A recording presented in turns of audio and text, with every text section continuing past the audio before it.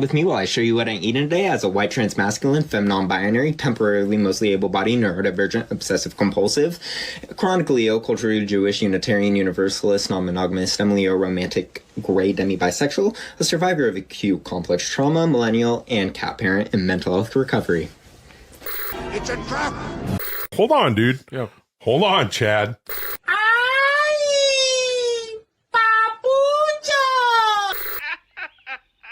I will read you to filth.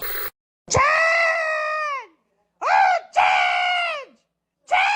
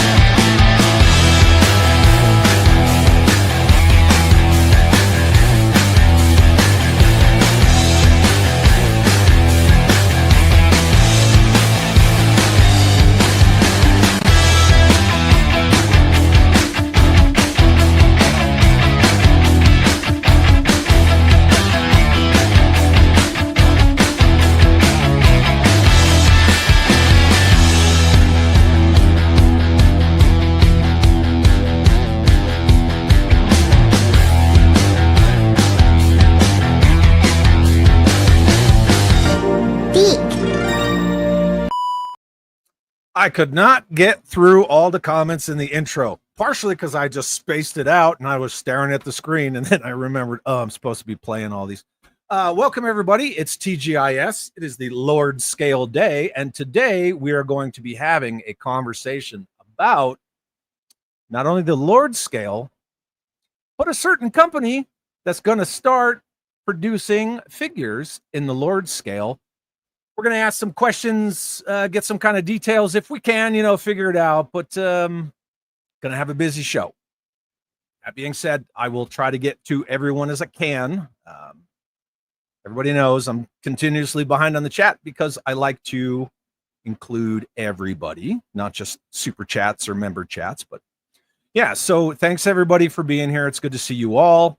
And this chat's already flying. So what's up? You're looking at it. That's what's up. Yeah. Humble One says 3 3/4 inches truly is the Lord's scale. And Zaymot Rogue says Chad holds a symbol.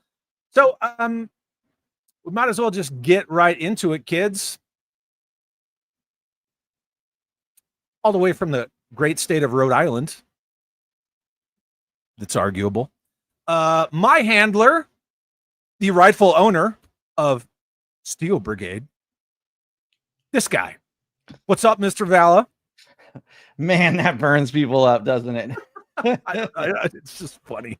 It's funny. Yeah, it does burn some people up, but it's funny, Well, the thing that I'll always relish in is like it kind of goes back to like I'm not saying this to be political for left or right or whatever, so just hold your horses right there. But when people are like, not my president, it's like, do you realize how ridiculous of a fucking statement that is?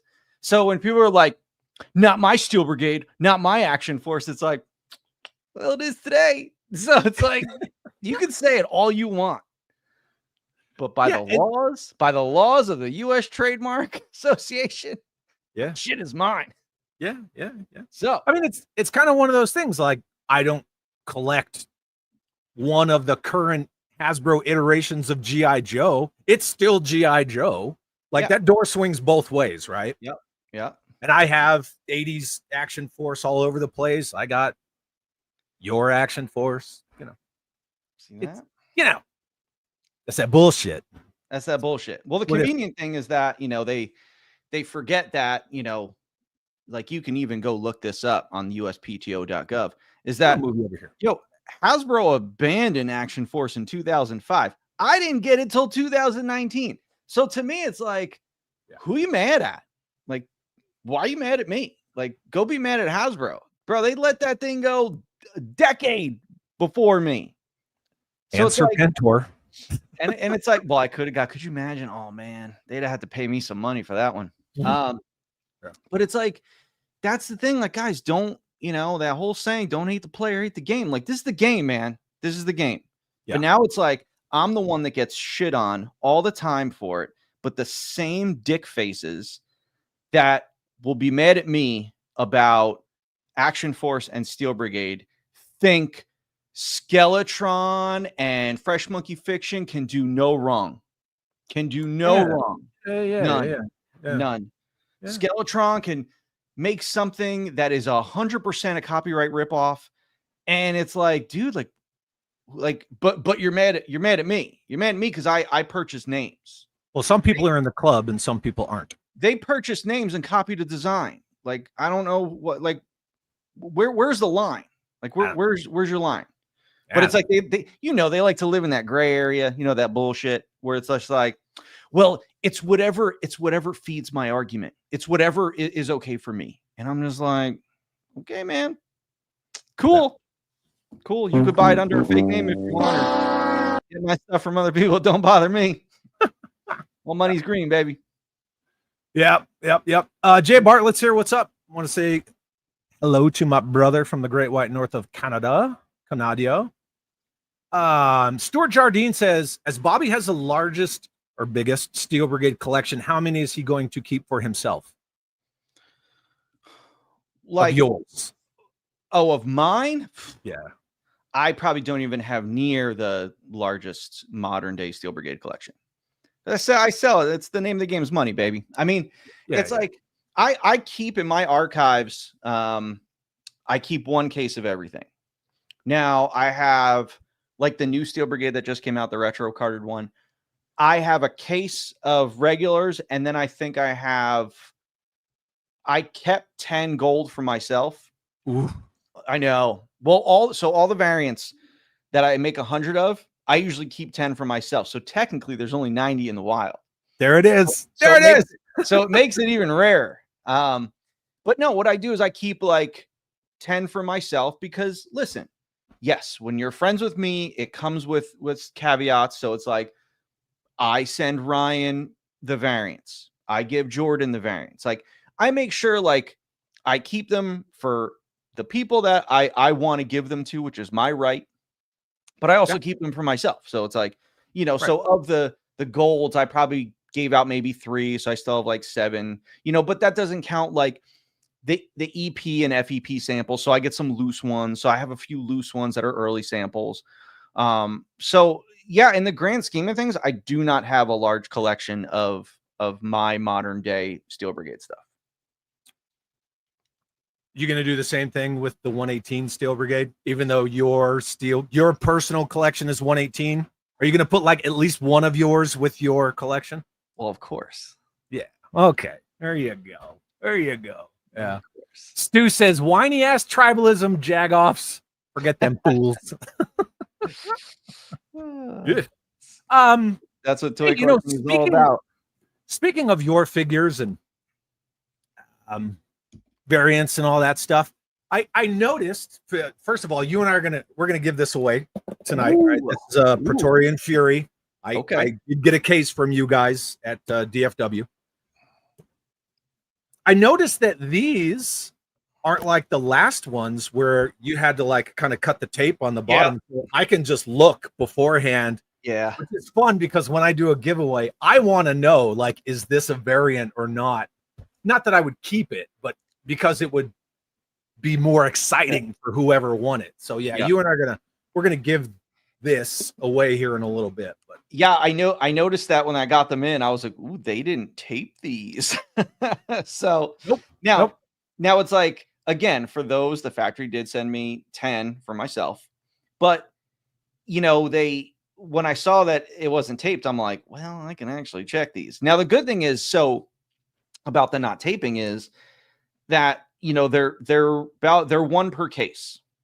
So You know, there's always, when you get a shipment in, there's always going to be some damage cases, just because when things are palletized and they bang around, some corners get dinged and this and that. Yeah. So the few boxes that were damaged, I was able to open those up and then see if the damaged ones, you know, were variants. And there was one that I opened up, and it was a variant. I'm like, what are the odds, you know? But that's okay, because then it's like, then I keep that to either, you know, give away or open or something. So Sure. John, what's up, man? Good to see you. Okay, so let's just rip the Band-Aid off, shall we? rip it, baby. No. We'll back up. We'll edit that out later. Yeah, we can do that. So last night, Ryan and Jersey Maniac and I had a spirited discussion about the Snowcat, because you were the one that said in our group chat that you were surprised it hadn't funded, and right, like I was, I had literally shocked that it hadn't funded, and I had to go verify that you weren't like on drugs. And this was like, shoot, when did it go up? This was literally like 2 days ago where I said that, or 3 days ago. Yep. Because I was just happening to think, I'm like, oh, did that thing actually fund? Because it's like, you know, HasLabs, they fund in less than 24 hours. Every single one, I think, is funded in less than 24 hours. The G.I. Joe HasLabs, put it that way. Yeah. Oh, yeah. So now it's like, you know, I was like, holy crap. So I went to go look, and I'm like, oh, wow, they're like a good a ways away. You know, they were like, I think 16 or 1700 away. And I was like, that's not a good sign. Yeah. You know, it has a lot of days, so it's like it might trickle. And it's still, you know, if I had to put money on it, I'd say, yeah, it would fund. Oh, yeah. Yeah, me too. Last night, my Price is Right guess was that it'll hit 22,000. Okay.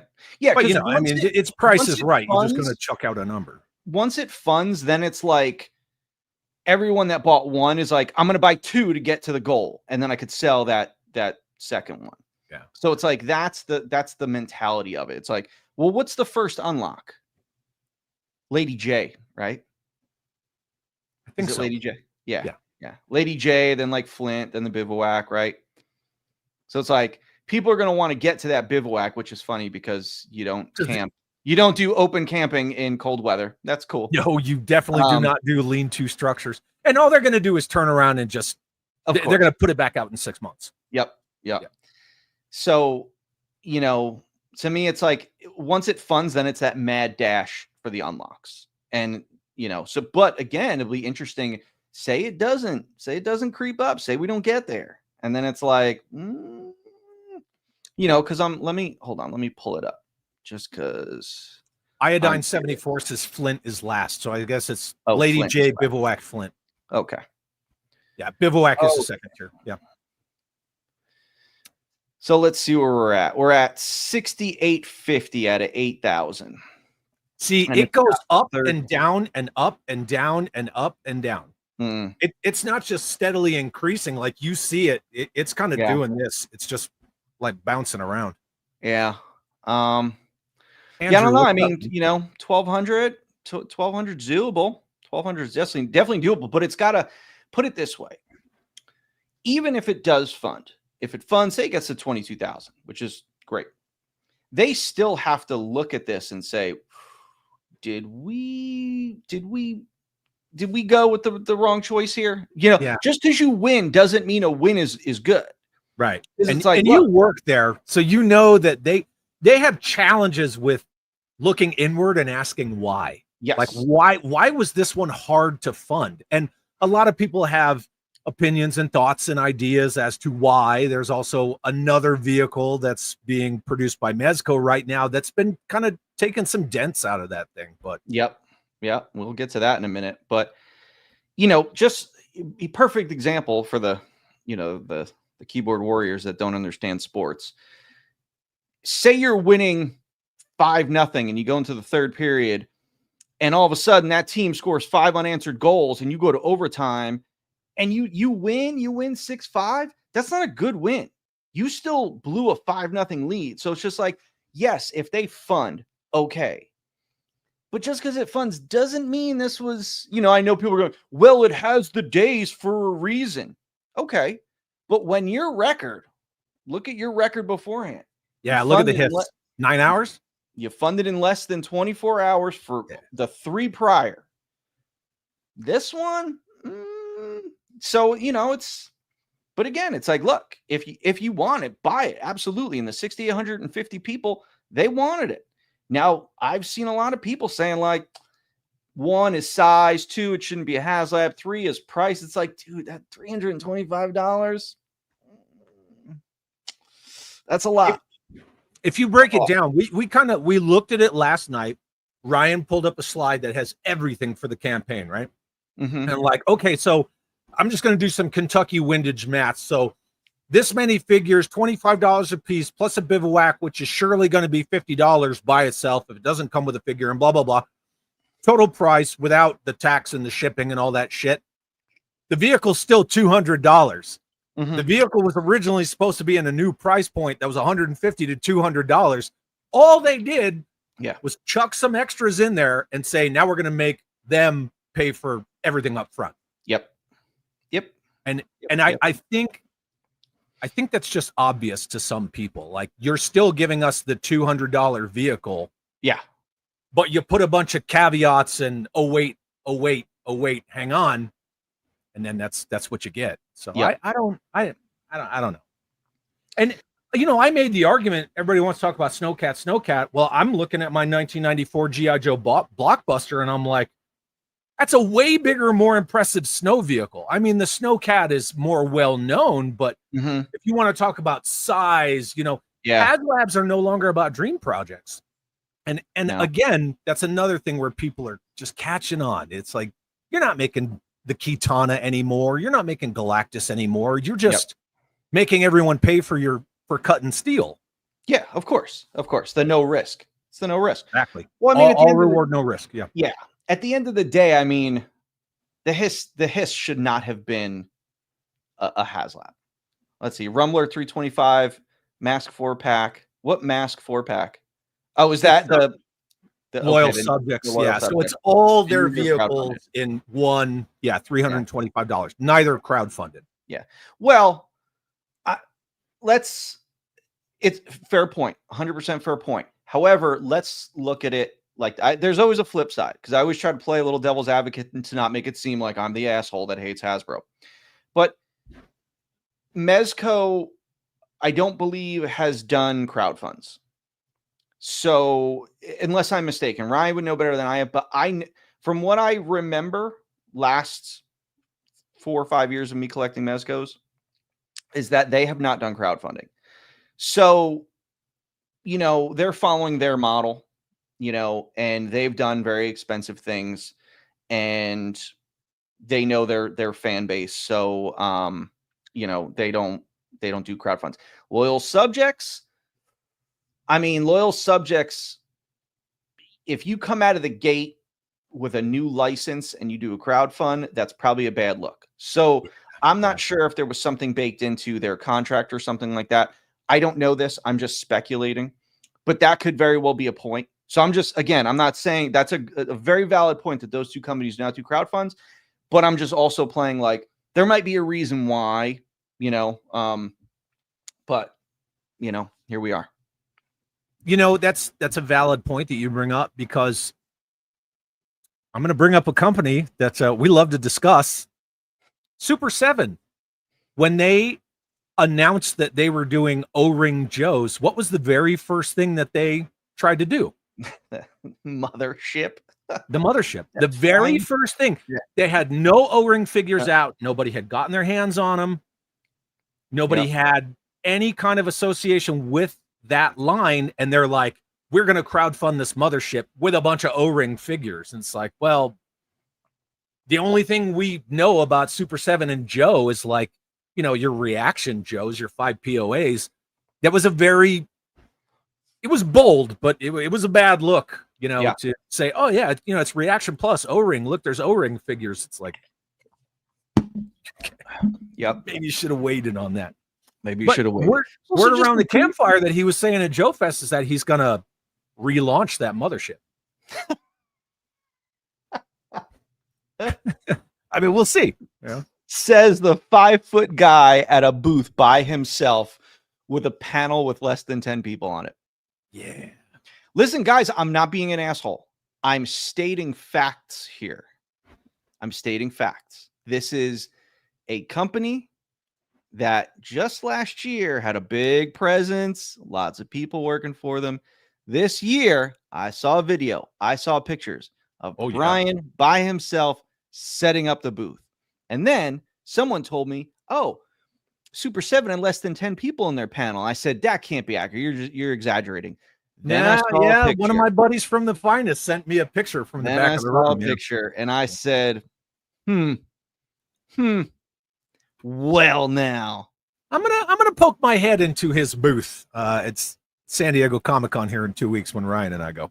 So, jeez, I know how expensive San Diego Comic-Con booths are, and it's like that company after all the layoffs and stuff, and people I've talked to, and all the cutbacks and this and that. Not a good look. And not a good look. Ryan and Jersey and I talked about this last night. Yeah, they're teasing another Thunder tank too. Listen, if I were that, you have to. It's like, listen, I do it. Every company does it. When you're a company and you pay for that steel, the last thing you ever want is a one-time use out of that steel. You do not like. No, it's just toy business 101. You do not want one use out of your tools. I did 2 Vanguards, and I'm doing a third one. Yep. It's like, I hate them. Look at Skeletron. They did 2 versions of that piece of shit. And it's just like, look, you cannot pay for that steel and say, yeah, I'm just going to use it once. I'm always looking at parts, and I'm just like, okay, I haven't used that part in a while. Let me find a way to use it because I paid for it. I absolutely paid for it. Yeah. So, if I were them, I would absolutely find another use for that. 100%. When it comes to the big play sets like, Snake Mountain and, well, they can't do it anymore. They don't have He-Man, but it's like, say they still had it. It's like Snake Mountain, Castle Grayskull, the Cat's Lair. You kind of only get one use out of those. Thunder Tank, you can fudge. Kind of like what Kenner and Hasbro did with the Batman license back in the day.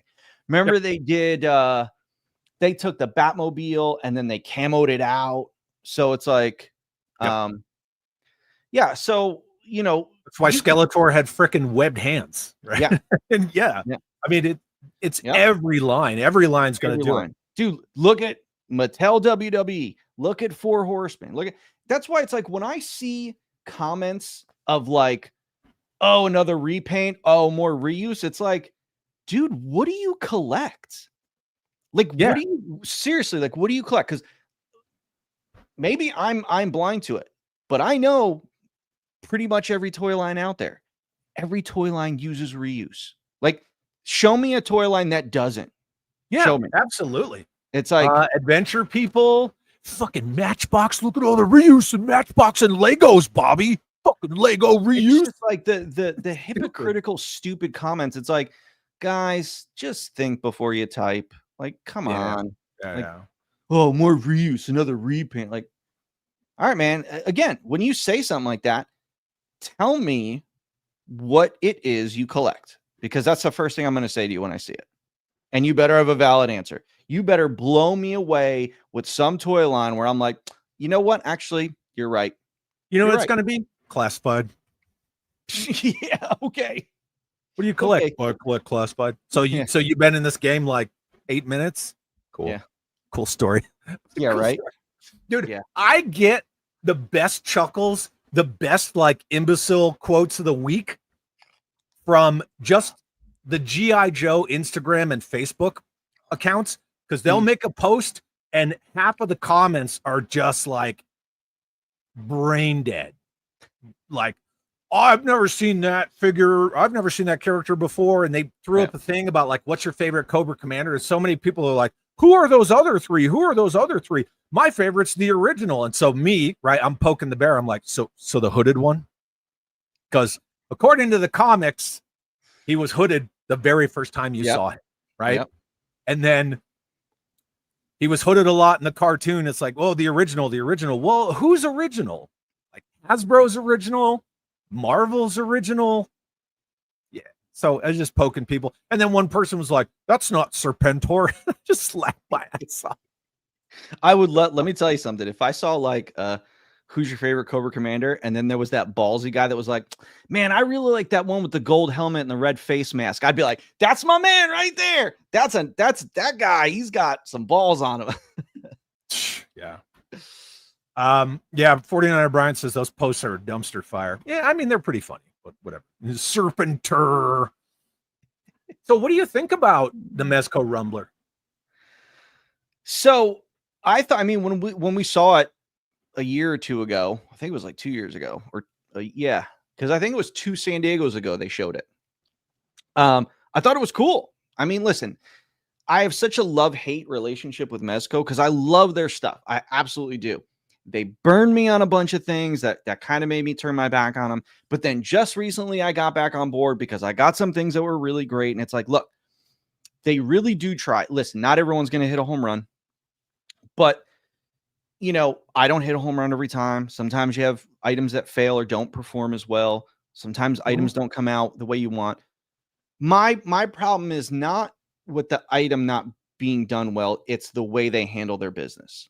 We are in a business, the toy industry, where fans are the most important thing. So if you come out and you don't even acknowledge 89 Batman, you don't acknowledge the fact that it rotted within 30 days, you don't acknowledge certain things, like, and that's just the way Mez runs his business. And he is a sole owner, and he can do it just like I can do it. I don't choose to do it that way. But it's like, I don't like that he did that. So it's like, I was even more mad because I love their stuff. And I've always said I love their stuff. But then you treated the fans that way. That's dirty. That's really, really dirty. And then you don't even come out like, guys, sorry about 89 Batman. Yeah, we fucked up. But listen, moving forward, we're going to make sure we're awesome. So, you know, again, I knew they were going to do some like great stuff. So when I saw, I was like, man, that thing's going to be awesome. But again, it's like, what's the price point? And then it's like, I was talking with someone in North Carolina, and he was like, it's coming. And I'm like, all right, cool. And then, you know, they put it up, and I'm like, all right, you know, and I knew, I said, it's going to be over $300 because the mech suit was $350. Now you got to take into consideration, I think their figures are $100 now. So each thing comes with a figure. So take $100 right out of it. Yeah. Okay. So you're looking at $225, but then there's like tax on top of it. So I know like Ryan was like an extra $25 or $30. And, you know, so at the end of the day, it's not $325, and yeah, you're getting free shipping. And it's like, cool, maybe I you know, made them do it. Cause it's like, cool. If you want to offer a big vehicle and you offer free shipping, it does a lot for the fans. But again, then there's that tax. So it's like, shit, man. All right. That's extra. So depending where you are, it could be $340 or $360, or if you're in Hawaii, it's probably $390. That's stuff you have to take into consideration. But again, take out $100 figure, you're still looking at a $225 vehicle. Now, looking at it, it's like, okay, there's electronics, fine. I've been on the record saying electronics can be expensive, but for the most part, they're fairly cheap. Yeah. It's got the working winch, which I believe has a motor. I think that's battery operated, which there's probably some cost there with that motor. Mm-hmm. But after I saw pictures of it and I saw like interior shots, it looked real basic. Like the seats really don't have any detail to them. The back trunk, like it's very, very basic. And I get it. Like you want the majority of your vehicle to like the outside. People are, you know, but it's like, listen, man, Mezco, like you guys push the envelope. Now, after seeing it, I'm like, all right. Now I didn't get it because I don't know. I just didn't get it. Ryan got it.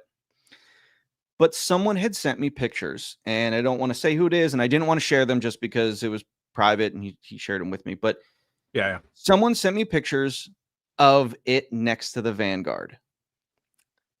And I was shocked. I was shocked at how much smaller it was than the Vanguard. Incredibly small. Like incredibly small. That's interesting because the images make it look like fat. So they even show the overall dimensions on their site. Now the length of it, I believe, was 15.5 inches, or like 15.6. The Vanguard is 21 inches long.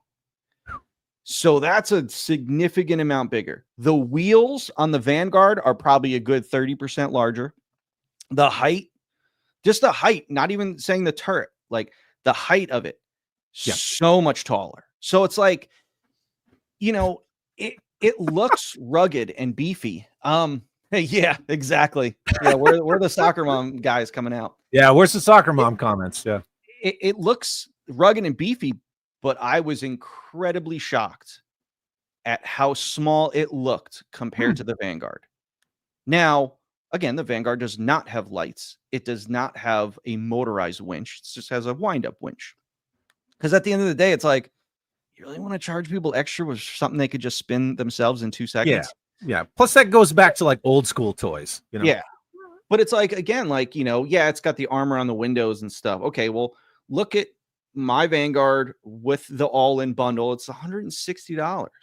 Comes with a figure. It's just like, it's not apples to apples, but it's also like, I sat here, the Vanguard got unfairly compared to the Vamp, which it shouldn't have. It should never have gotten compared to the Vamp. It's totally sized different vehicles. Yeah. And now it's like, it's getting compared to the Rumbler. And it's like, okay, well, you want to pay $325 before tax for a vehicle that's smaller than the Vanguard? Okay, that's cool, man. That's cool. Like, again, I don't like, it's sold out, and it says like people are like, oh, it's sold out, but it's like, yeah, how many units did they put up? You know, what was their run? Was it 1,500? That's the thing, was it, right? was Yeah, it you never know. 3,000? How much did they keep for themselves? So, you know, again, like, yeah, again, there's always going to be the people criticizing. It's cool, man. You want to criticize? Go ahead, man. I'm over here making money. But they, you know, yeah, it's like two Vanguards for the price of one Rumble. But again, if you want to buy it, like if you love it, absolutely. Like you should buy it. Yeah, for sure. It's great. But again, it's like, you know, the armchair quarterbacks that are throwing out this and this and this. It's like, look at your facts, bud. Look, just look here, man, because again, it's not apples to apples, but you can make some comparisons. Again, when people get their Rumbler in their hand, I cannot wait to see people finally taking pictures of it next to a Vanguard. And I want people to hold themselves accountable. If you start trashing the Vanguard, well, when you get your Rumbler, make sure you're fair to it, because I want you to take a picture of the Vamp and then the Rumbler and then the Vanguard. So it's just like, we know how biases go. So exactly. And they're not going to say anything. And it's like, and I'm not trying to dog Mezco. I'm just saying, like, I'm trying to dog the people that are unfairly making comparisons. It's like, you're taking a brand that charges a ton of money for their detail and their paint and their soft goods and this and that, and their $100 figures. It's like, it's different. You know, I have $30 figures and a $125 vehicle. So they're two totally different things. But again, like, if you want to compare, listen, man, I'll debate you all day. I'm going to throw it out here. So it's just like, again, then you look at $325 Snowcat. I want to know what the dimensions. Oh, wait, I have it up here. I can tell you the dimensions of the Snowcat. Bear with me. Let's see. Few details. Everybody in the chat, those of you who are asking questions, mostly related to the main topic tonight, I am starring them, so we're gonna get to them. Okay, all right, here we go. The length of the Snowcat, 21 inches, 21.05. They got to put the 05 in there. You gotta make sure you get credit for that. Sure. 21 inches. What did I say the Vanguard was? 21 inches. Mm-hmm. So it's like, okay. Now, I forget what the height of the Vanguard is, whether it's with the turret or without the turret, stuff like that. I just know that it's definitely 21 inches long. And it says the Snowcat is 10.8 high, 10.4 wide. I can't wait for people to take pictures of it next to the Vanguard. No, people go, but it's got a kitchenette. Why do you need an ice bucket in the Arctic? I don't know. I tell you what, there's a guy, I just found his channel. It's called Destro is My Spirit Animal. He's actually a local Rhode Island guy that I've talked to a couple times. He focuses on a lot of G.I. Joe, but he does some other good videos on other, 80s things. But he made a video on I forget, it was like maybe why the Snowcat isn't funded yet, or why it's failing or something like that. And he made really, really valid points. He's like, guys, you have a snow vehicle that you're touting as a troop carrier, but you have to take the missile launcher off to be able to show the troops. And no troops are going to ride in an open top Arctic vehicle. It's just not going to happen. I know people are just it's fantasy, dude. Like, blah, blah, blah. It's like, it's an Arctic vehicle, man. I can make these points just like you can make your points if it's fantasy. Okay, man. But Yeah. you know, Yeah. but Yeah. So my good friend Tom Miller says the Snowcat's my favorite nostalgic vehicle, but the price point is way too high. So, I mean, if it's 21 inches long, I mean, that's 1/18 scale. Like, that's a big ass vehicle. it's a big That's ass a snow vehicle. Yeah. Just a thought. Just a thought. Whatever. I will. Hey, I will say this. Hold on. We've been on for 36 minutes. Here's a perfect example, because HasLabs, they get people buying constantly. When it funds, right before it funds, everything. Yeah. We've been on for 36 Promos. minutes, and it has not gone up one at all. Like it was 68.50 when we started the show. It is 68.50 now. Watch, someone's going to go on there and buy one just so they could say, "Oh, look, I made the number." I told you 68.51, Bobby. Actually, I hope that I told you so cost you $325. But again, it just goes to show you, like, there's something about it because those numbers aren't going up. they,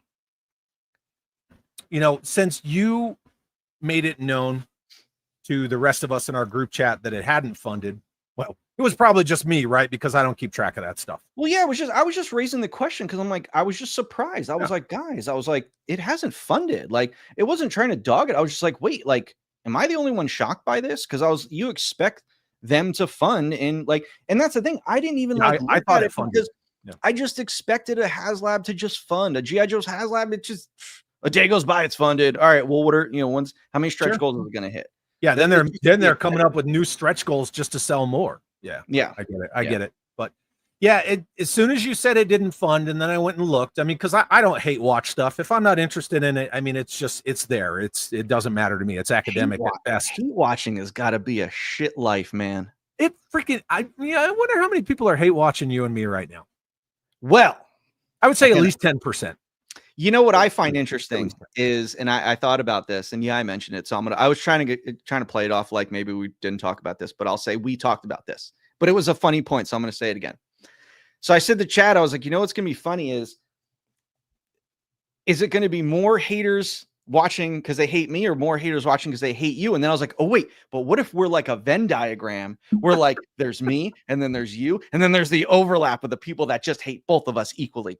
I was like, I bet you there's some hate watchers, and I love the hate watchers because I made them waste time of their life. Yeah, he's one. 100%. He's one. But yeah, hate one. You guys are great because you're wasting your time hating us, and look, no, I'm not gonna watch anymore. I mean, that's fine. That's cool. Whatever. Well, you already did. We already wasted your time. Whatever. No, but I didn't hate watch the numbers of it, but then I did get curious, and I started. Oh, okay, well, what's the why? There has to be a why. I mean, granted, it's all conjecture, but I was curious as to the why of it not funding.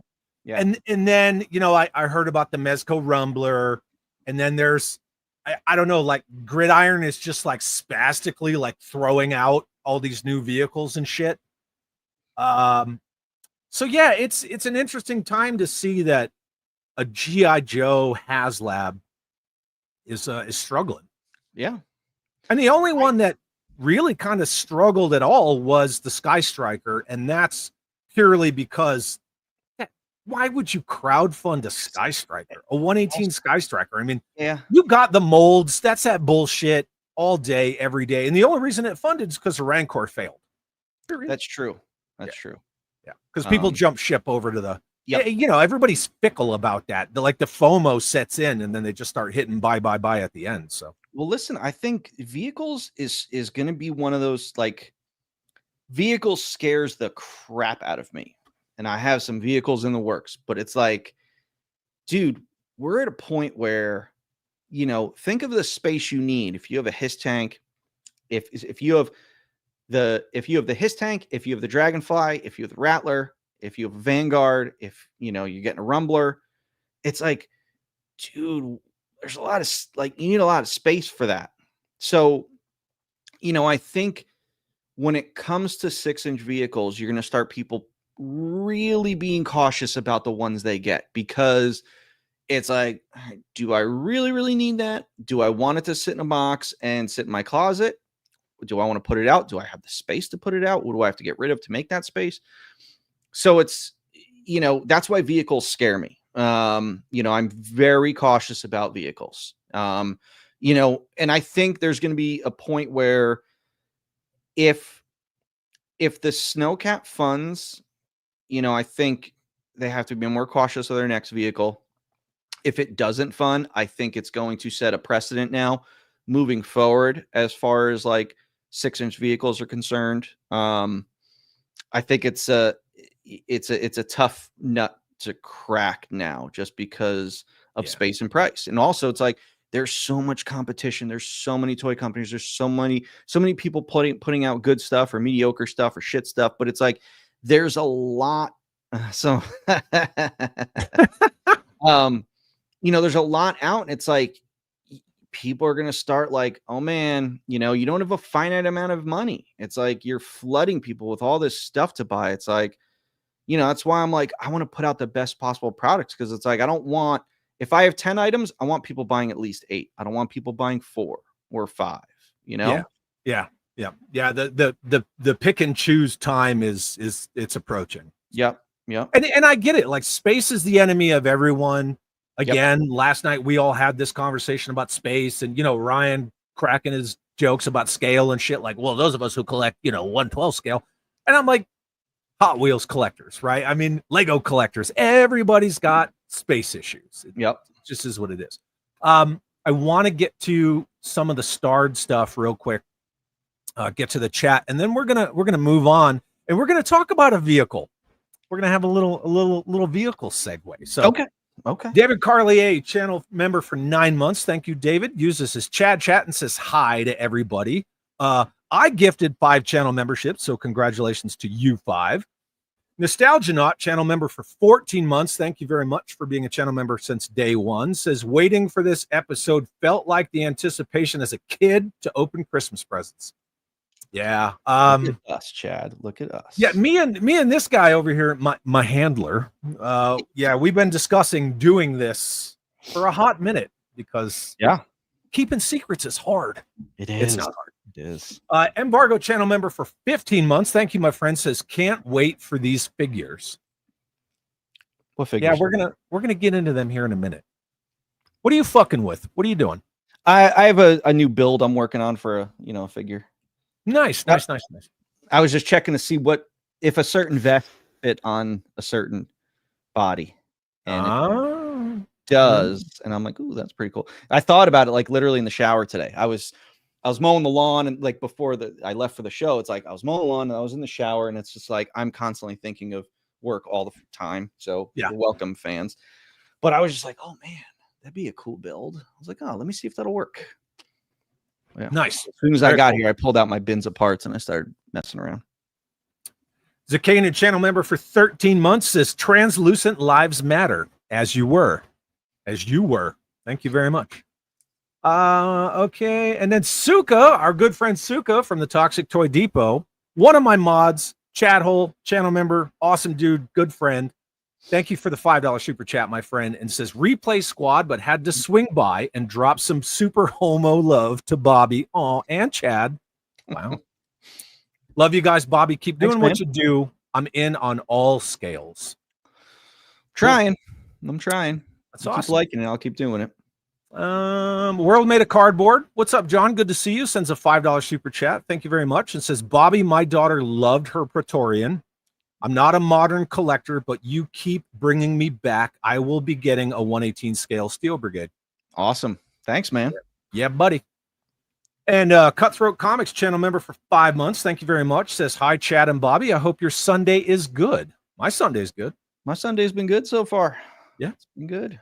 And Woody222, channel member for 5 months. We got to hang out with him in DFW. Says, sure did. Just checking. What's up, Woody? How was your bike ride? I Did you don't go know for a what bike you're ride this checking weekend? Row Keeper, channel member for 12 months, says no wife, no kids, space issue solved. Well, we've got both, so Yeah, I know. a lot of us have both. But hey, man, there Must you be go. nice. Must Yeah, be it's, nice. it's like Drew G, right? It's just him and his wife and their pets and all his But dollies. Is he expecting? That's right. That's Yeah, right. I was They like, are. wait, I don't want to. Oh man. Oh, Oh, you're screwed. You're I know, screwed. Kev sends a $20 super chat. Thank you, Kev. Thank you very much.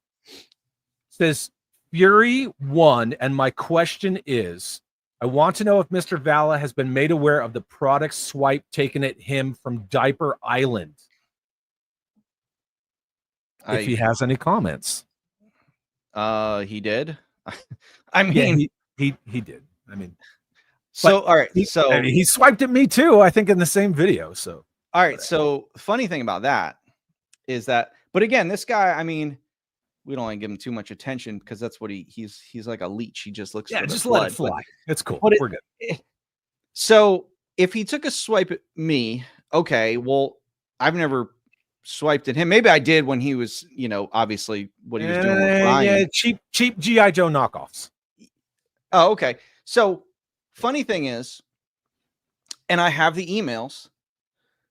I have emails from him praising my line, and because I think he got a couple figures, and he was asking me for some imagery to use in a video he was doing. So I sent him product shots of it. So I'll start throwing stones, bud. Let me tell you something. The last place you want to be, the last place, I'm talking like right even before hell, the last place you want to be is in my crosshairs. Go listen. It's kind of like what Ninja's done to people. Oof. But Ninja's destroyed some people. But yeah, people decide they want to be in my crosshairs, and they do it voluntarily. I don't start with them. They just want to come. Yeah. Ask some people how that's going for them. Ask them how their money's doing. Ask them how some problems are going. I'm telling you right now, if you want to, that's cool. Everyone's welcome in the crosshairs. Everyone. Yeah. Probably not a place you want to be. But again, look, that guy, again, the people that watch him, cool. If you like that sort of thing. The cool thing about Viper Island is that he managed to get the people that hate us, like our side, me, you, Ryan, like the people that hated us, like literally almost came to our side when all that shit was going down with him and Ryan because they hate him even more. So it's kind of like, wow, dude, people hate you so much that they hated us less. Yeah. And we have some haters. But like, it's like, dude, again, like receipts have been put out. It's like, dude, like the guy took the G.I. Joe movie and put it on his site, like as if it were hit. Like, dude, like you can't hide this stuff. Like, yeah. And then he said Hasbro never copyright struck him and blah, blah, blah. And it's like, dude, there's receipts. Guy, he can't hide any of it. But again, listen, if he did, okay, cool. I mean, listen, everyone has done it. Listen, that's cool. If you want to call them what you want to call them, that's your prerogative. I'm not fucking going anywhere. Like, I'm not going anywhere. I run a multi-million-dollar business that is not going anywhere. Like, you can want it to go, but you can shit in this hand and want me to go away in this hand, and I bet you this hand ain't filling up. So it's just like, yeah, cool, man, cool. Again, that guy, yeah. Liam, I got the emails, dude. I should make them public, but it's just like, look, if you want he's to, pretty trash. If you want to, my crosshairs are very warm, and there's some company there. But I bet they'll tell you, we don't like being here. We probably shouldn't have done this. Yeah. So. I like this comment from Gun Bunny Customs. I heard a lot of bad things about the Vanguard. Well, I'm sure we could pick out where those came from, right? I got a chance to paint one, and it's actually a great quality toy. I was surprised how much I liked it. See, and that is one of the follies of listening to like fucking echo chambers and, you know, biased people. Yep. It's a slippery slope, right? Yeah. I mean, listen, form your own opinions. Yeah. I bet you would. Yeah. Oh, everybody's like, look, get him. Listen, I got Canadian attorneys, baby. Got Canadian attorneys on retainer. Let them come. Baldy Lock says the Joe Bros and the Vala Hoes together. Well, I like that. Got a good rhyme scheme to it.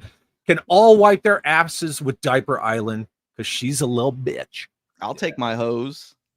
Yeah, he's fucked up, man. He's fucked up. You know, yeah, he was talking shit about you, and he kind of segued with the police officer thing and said that you were, because you know how he likes to spin things. He was saying that you said the classified police officer will never come out, so you're going to make a police officer to like spit in Hasbro's face, and you're just a. But he didn't name you. He didn't name you or Valaverse, right? Of course.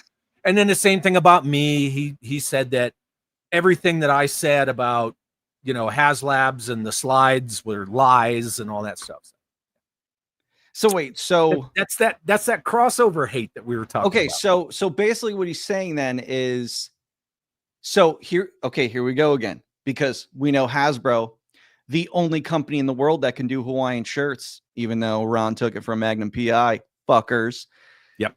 Only company that could do police officers, obviously. So basically, Hasbro never did. Well, they did in the 12-inch line, but 6-inch, 3 3/4. They never did a straight police officer. They did an MP and a SWAT guy, but it's like straight police officer. Okay, so because Hasbro showed they were going to do a police officer, that means that they're the only ones that can do it. And if anybody else does it, it's a knockoff or a ripoff or whatever the fuck. The same thing with Budo and Senshi, right? Everybody started talking that shit. And I was the guy going, what about Hachi Man from Thundercats? He came before either of those. So, like, why isn't anybody talking? Well, Thundercats did it first. Yeah. Fucking dumb. It's like nobody else can ever do a ninja. The holes, it's like the holes of the trolls is like fucking a block of Swiss cheese. You're just like, dude, like, just stop. Just stop. Yeah. It's just bad for you. Anywho, so yeah, fuck Viper Island. Whatever. Moving on. TK Storm, channel member for 12 months, says Valaverse has the Midas touch. What is the Midas touch again? Turn things to gold. Ooh, I like that.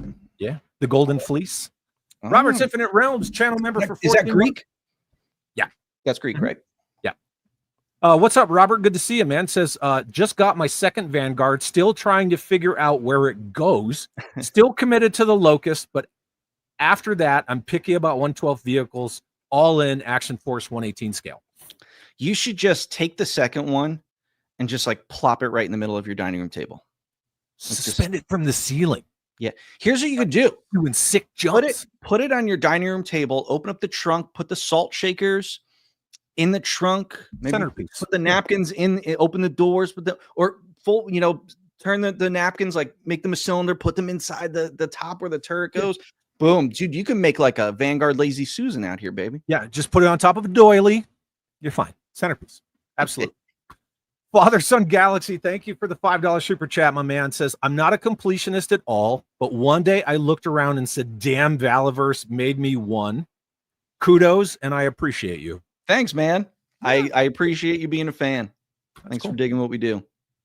I'm glad I'm not a completionist. I'm glad, but yeah. I thought I wasn't. Then I became one. Yeah, well, you got some massive hauls recently. Yeah, I did. You plugged a bunch of holes. That's what she said. Anyway, hey, speaking of vehicles and scale and space and lights, I bought this in preparation of something. Ooh, look at that. So it's not exactly 118 scale. It's a little more 116 scale because RC and scale is weird. So 118 and RC scale is not big enough to hold a 118 scale figure. Sure. So this is more like 116. It will hold 3 3/4. I don't know about 4-inch figures, but it will hold O-ring figures. So I purchased this, kind of for a specific reason, right? Okay. And it does have working headlights. Look at that. Very nice. It is remote controlled. Like a soccer mom vehicle. Yeah, kind of, right? It's just a little soccer momish. The only thing I was looking at this vehicle and I'm like, yeah, I got to get one because people were finding these at Ross. I couldn't find them at my local Ross stores. So, I just went online, bit the bullet, and either way I found it, right? So, mission successful. The RC, it's pretty basic, it's pretty Tyco, Okay, but I mean, it is what it is. It's still a pretty rad vehicle, and I can put some dollies in it. Very nice. Very nice. So I scored this sucker. Okay, and maybe for those of you who might be into 118 scale Action Force, you might be able to find one of these at Ross, or you can find them online. That's why I didn't crop out what the name of it is. So, yeah. Wait. There's 1/18th Action Force to fit in that? Surprised to me. A little less than a year ago. Correct me if my time frame's wrong. But a guy who you and I are both friends with, a very talented artist, decided that he was going to make custom 1/18 scale O-ring pardon me, Action Force figures for himself, but then he kind of used them as a proof of concept to you.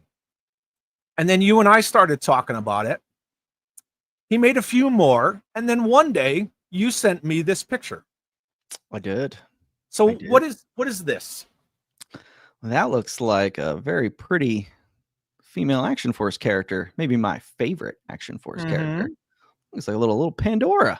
Little O-ring Pandora. Yeah. Look at that. Huh. Yeah. Okay. Yeah, I'm looking at her. She's right over there. And then we got this. So this is my photo of your awesome display case after your panel at DFW. And so there they are. Why don't you, for everybody who's here that, most of them, they don't know, walk us through where your mind was, the iteration, what made you decide to do it?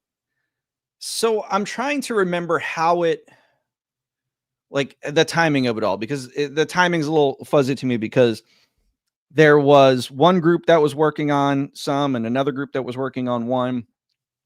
But in similar timing, I think I had started a design house working on a steel brigade, and myself and, an employee of mine who handles my factory stuff and business relations and things like that.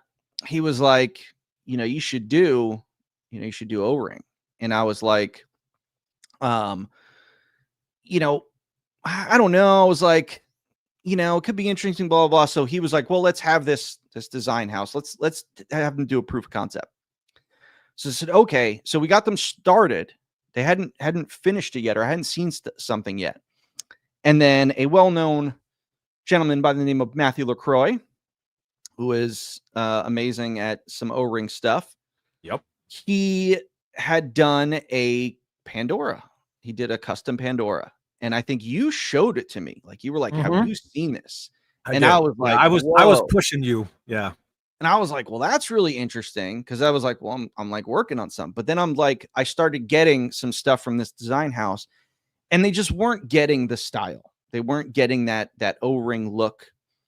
And cause you can't just scale down a 6-inch figure into O-ring. It's just, there's a special formula for the way O-ring should look. Yeah. There's a unique aesthetic. Yeah.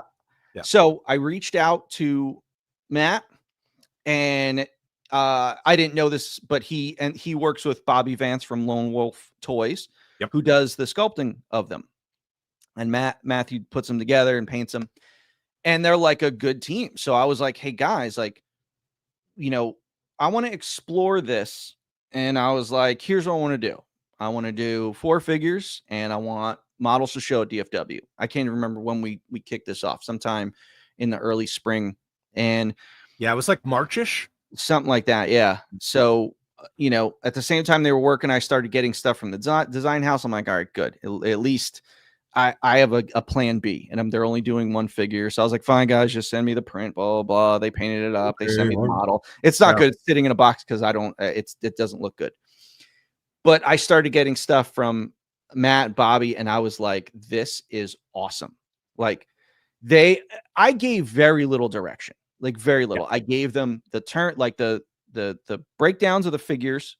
Here's the stuff. Here's what you can do. You know, there was things where maybe a head slightly, you know, different. I think Pandora's head, I shrunk a little bit. The Steel Brigade, I made the head slightly wider. Other than that, they nailed it. Like, I really didn't change a thing. Like, they would, you know, they were really great as far as the process. Like, we had a group chat going on Facebook, like, you know, how do you think of this? Here's you update this and that. It's just like, hey, should we do regular arms on Bone Collector or the jacked arms? I was like, definitely do the jacked arms. It makes them look cooler. But it was just like, it was one of the easiest projects I've ever been a part of. Yeah. It went like seamlessly. And I had such a good time working with those guys. They're so talented. They're great at what they do. They made it so easy on me, and they delivered perfect. And it was each time I was getting because they didn't do them all at once. It was like, they do one. Motherfucker. We called it. I'm sorry, I cut you off. Go ahead. I'm called sorry. it. Yeah, I was getting like, I think I'm trying to think, the first figure I got, I think, was Pandora, and I was like, this is awesome. Then I think I got Bone Collector next, and then Steel Brigade, and then the Praetorian came just before I left for DFW. And I was like, man, these are awesome. And I had them like here set up in the war room here, and you know, my employee, my business partner, he saw them and he was like, dude, this is awesome. You know, so I was just happy that we did it right, because if I had to show that one that I'd got done, I wouldn't have been happy. You know, kind of sucks that I wasted the money doing it, but yeah. You know, it is what it is. I mean, you know, you got to test. It's called proof of concept for a reason. So true.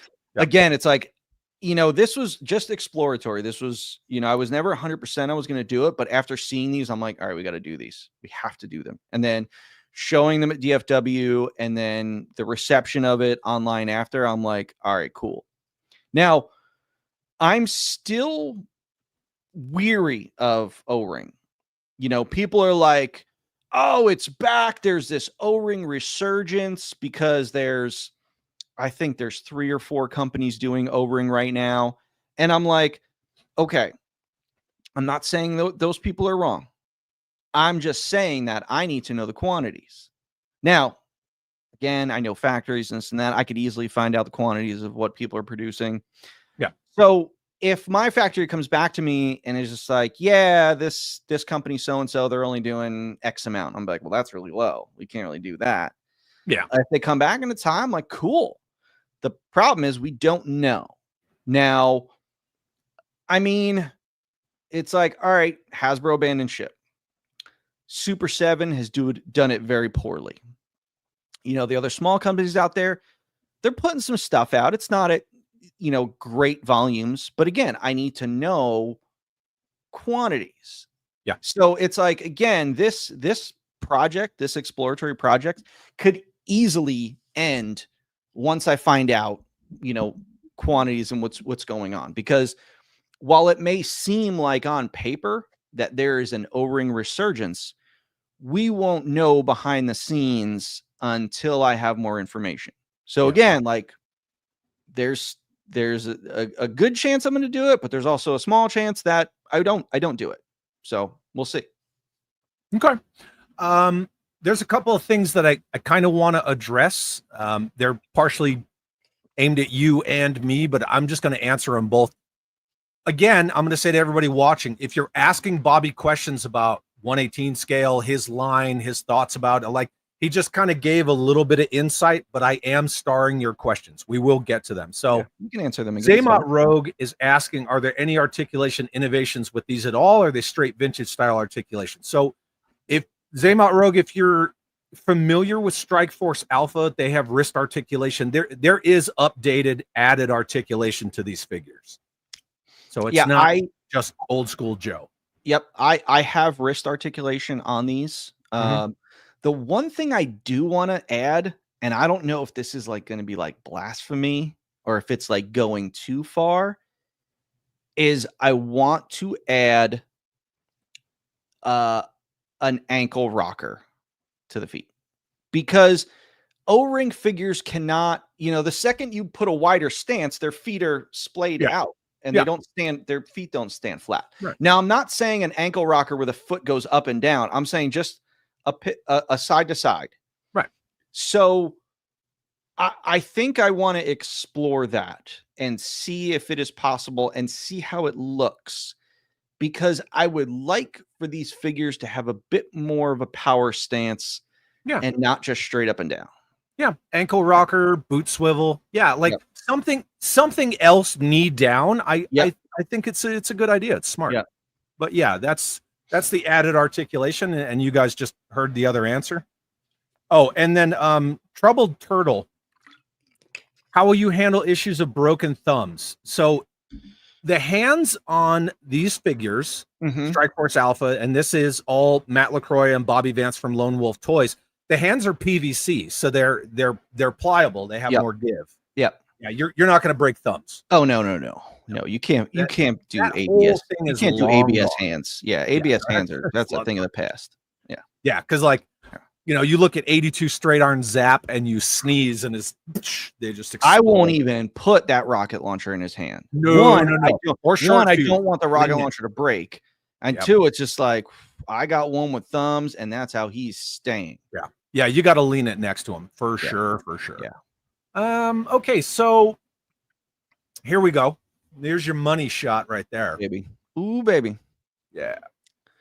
They're freaking fantastic. Who took the shot? Was it? I did. It's not a great shot because my photographer, I couldn't get him in here in time before I had to leave for DFW. And it's like, my shots suck. His shots are gorgeous. So I'm going to have him do new shots. But I just did what I could as quickly as possible. I still dig it. Yeah. I mean, it works for what it is. Yeah, I mean, we're going to be doing some stuff like, the blade on the Praetorian will definitely be translucent, so it's like, there's stuff that's going to match the current 6-inch line that we'll put in. The mask on Bone Collector does come off, which is very awesome. Yeah, which I've got a photo of that I'm going to show here in just a second. So here's Pandora. Is there anything you want to go into about her? Oh, she's so great.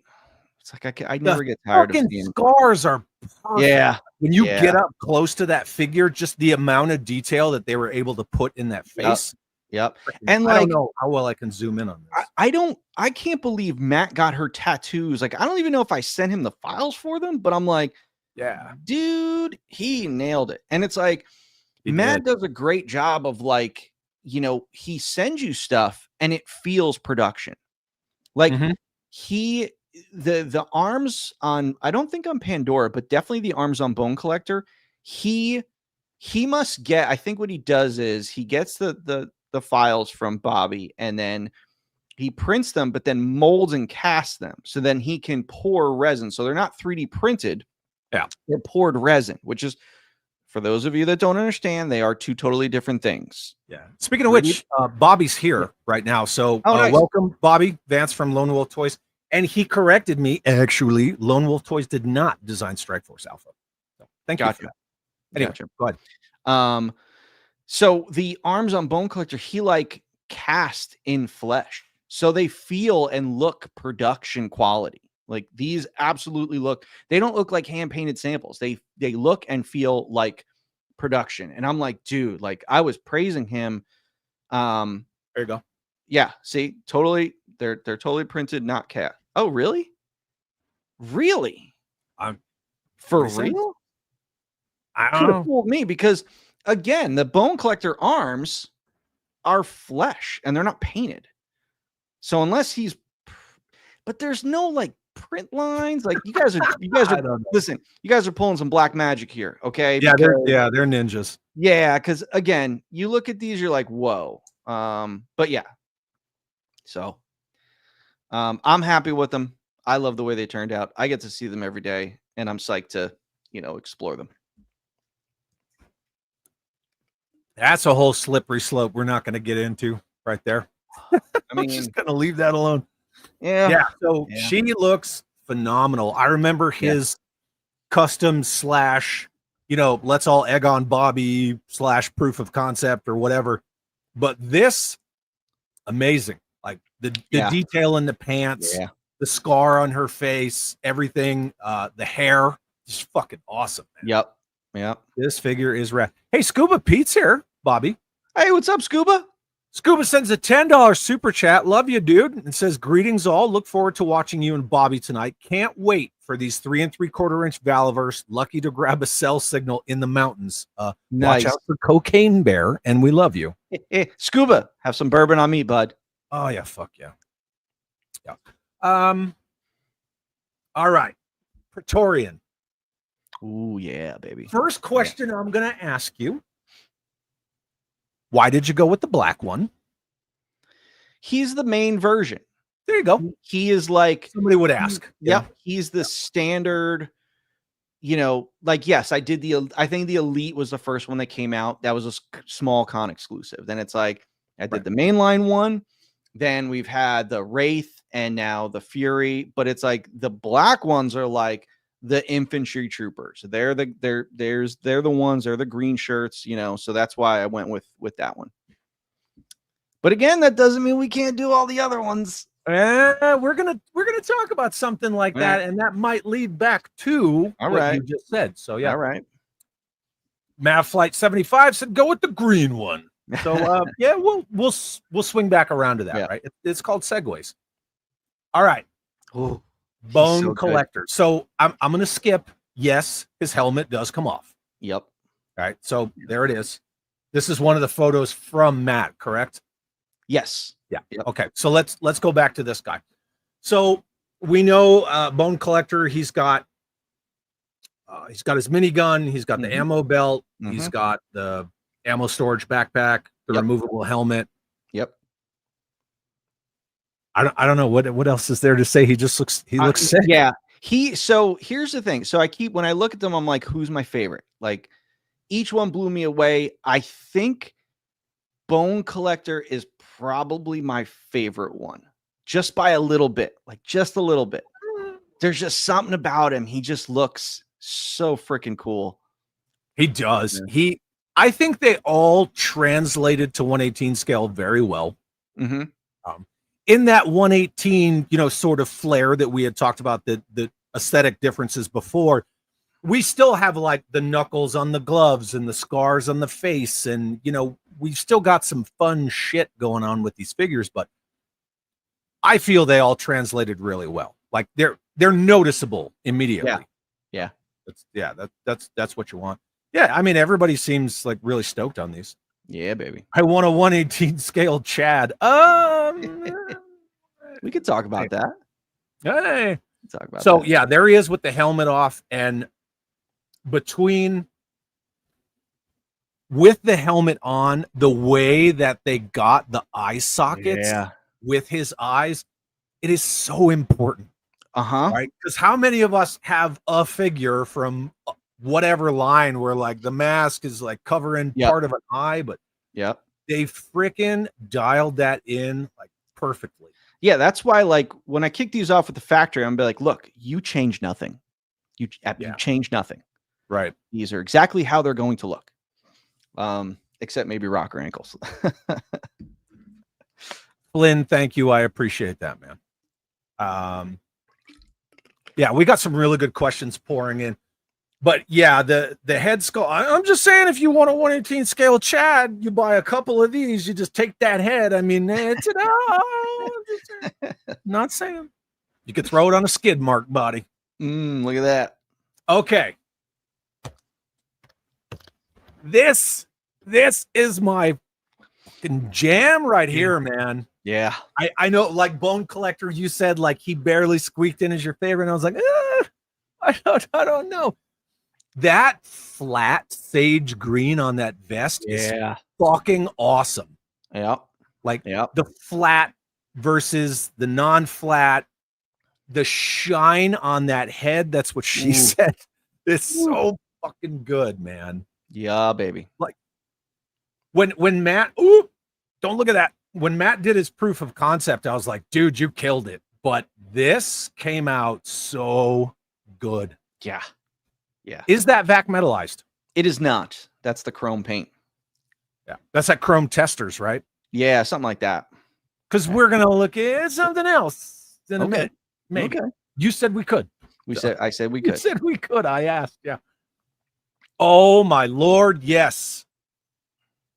Working holsters. That is not a working holster. That's a molded gun in the holster. Are they gonna be, or are they gonna stay molded?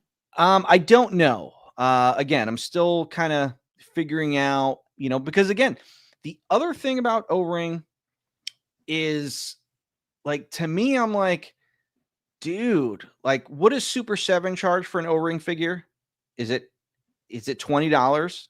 Is it $17.99? Is like, I think it's 20. Yeah. How much are the Delta 17 figures?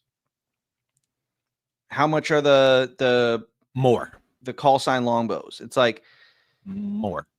So to me, I'm like, an O-ring figure should not be $20. It shouldn't be $20. So I want to make sure, like, dude, these things have to be low cost. 23. Jesus. And people shit on me. People shit on me for a $32 figure when it first came out. You guys are fucking mad. $25. I get it. They're a small company, but dude, it's an O-ring figure. I mean, yeah. So we're saying 20 and 25. Yeah. Listen, I'm gonna do whatever I need to do to keep that price around like $15. There you go. Everybody heard that. Say it again. Yeah, I'm gonna try. I want to keep it at $15. Listen, if the factory comes back and the costs come out and it has to be a $20 figure, I probably won't do them, because I know there's some people that are like, well, I'd pay 20. Yes, that's cool. You'd pay 20. They shouldn't be 20. They shouldn't be. No. So, and I agree. And I've bought from all of these companies. So yeah, I absolutely agree with you. Yeah, call sign longbows 26. Yep. Jesus Christ. Wow. For an O-ring figure? Look at this. God. Boutique is French for that's that bullshit. Oh my God. $25 or $26. Oh God. All right. So that tells me that the quantities are not high.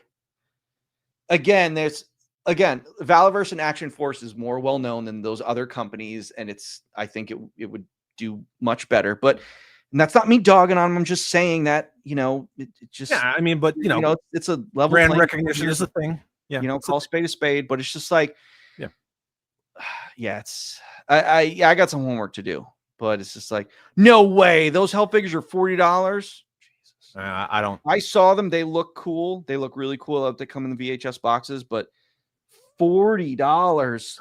I backed it for $4, but just for like army builders. The fandom is going nuts right now. Like, I'm over here. What am I doing? Maybe I'm wrong. Why am I hammering my factory to get lower prices on the Vanguard so I could charge less, or trying to get my figures under $30? What am I doing wrong? Because I'm like, everyone else has no problem charging ridiculous amounts of money for things that shouldn't be that price. Again, guys, if you want it, buy it. If you have no problem spending, cool. Yeah. I personally don't think certain prices should be certain where, but it's like, dude, that's crazy. Crazy. Yeah. Crazy. Yeah. And we're not even getting into the Haya Joes, right? Because that's Haya. So, and it's, that's its own thing. And they're not O-rings anyway. So basically, if I come out with $15 O-ring figures, I could kill the market. Yeah. Yeah. That's awesome. But I mean, we all know how commerce works, right? You lower prices to sell more units, to make more profit, to keep your prices low, right? It's a cyclical thing. Yeah. The name of the game is volume. It is absolutely volume. Listen, if you're a company that's okay making 1,000 or 2,000 pieces, just get out now, man. If your goal is to tell your bosses you sold out to not lose your job to keep the hype going, it seems a little misplaced. You and I have discussed that numerous times. So, yeah, Jersey Maniac says, "Nah, you're the only one who thinks the price is the right way." Yeah, no, Jersey, you got to rephrase that. I'm the asshole. I'm the mean guy. I'm the one who doesn't care. Like, the fact that I look out for the fans and the prices means nothing.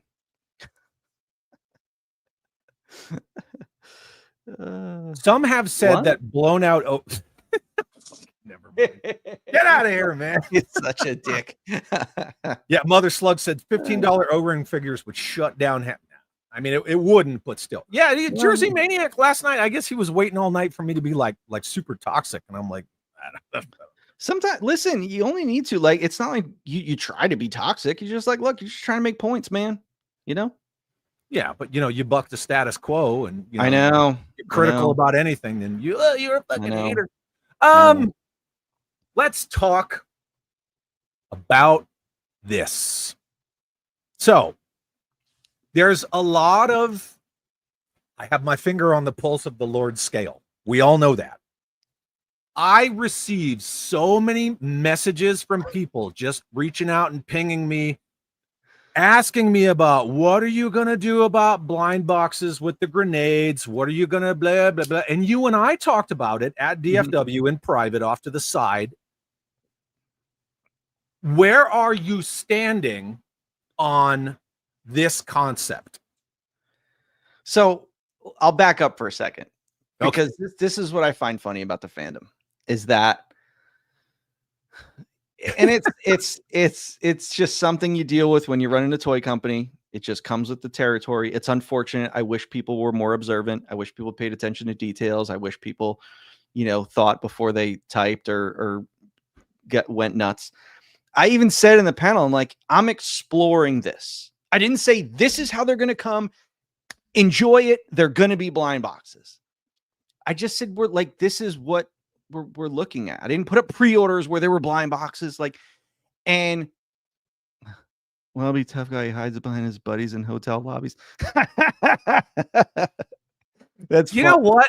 I don't even want my mods to fucking leave him here. Leave him here. Yeah, I'm not even going to time you out. Yeah, leave him here. Leave him here. So wait. So you're talking about a video where somebody, I didn't say it, somebody said they got into a physical altercation with me and it showed nothing. Cool, man. Go suck that dude's dick, because you definitely got his balls in your mouth. You might as well take the whole thing now. That whole Garnett, thing. Please come to the next show, man. I'd love to meet you. I'd love to meet you. Tell me who you are. I mean, look, you seem like a really cool guy that pays attention to details and stuff like that. But hey, man, ask those guys how their life's going in the crosshairs. Ask them. Go ahead. Well, at least we got one. So we got one. We did get one. Hey, thanks for stopping by. Stay here as long as you want. Yeah. So to the blind box thing, it's like, it was just something I was exploring. So I've had these grenades. I showed them at PowerCon. I showed them at PowerCon because I was teasing something we were working on, and it was like, I wasn't sure, the item that I was originally planning it for, it wasn't really, working yet. And I was like, all right, well, I want to use these because I love the fact that they're working. Like, you pull the pin, you pop the stem, and it cracks open. It's a cool experience. Yeah. So then, you were going to do them for gear packs. Yeah, I was going to do it for gear packs, which still is on the table. Now, I have this one shelf that's across the way over here in the war room here, which is like all concept stuff. It's all stuff that's being worked on. And so I had literally just stood the Steel Brigade up next to the grenade just because it was on the concept shelf. And I was like, well, that's something. Yeah. And then you texted me and you were like, hey. Yeah. I was like, hey, I'm looking at this. And I sent it to another buddy and he was like, dude, that's awesome. So I was just like, okay, cool. But it was just like, dude, the shitstorm of just crying again. It was like, dude, like I didn't say this was like what we were doing. I said, Yeah. Now it's good because you can get the feedback. But again, it's like the crying. No, don't do blind box. I'm not gonna buy it. Blah, blah, blah, blah. It's just like, okay, like cool.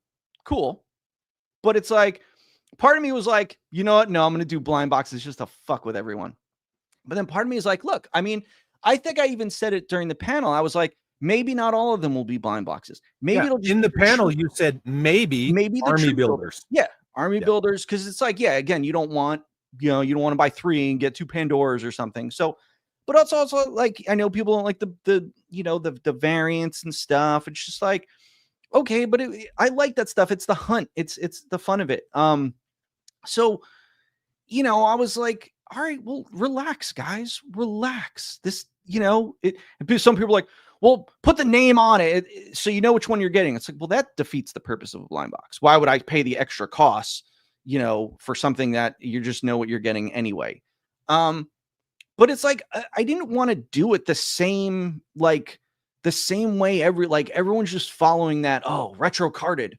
Okay, well, just because you're doing retro O-ring does not mean you have to do it retro carded like the same way GI Joes were done. And just like, to me, it's like, I want to do something new. I want to do something different. Like, again, like always trying to like change the game a little bit.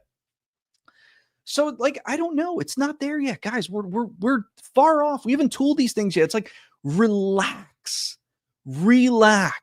please, for the love of God, relax. Just stop.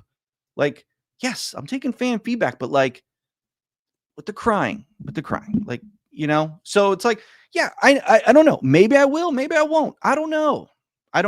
It's not done yet. Market research. We'll see.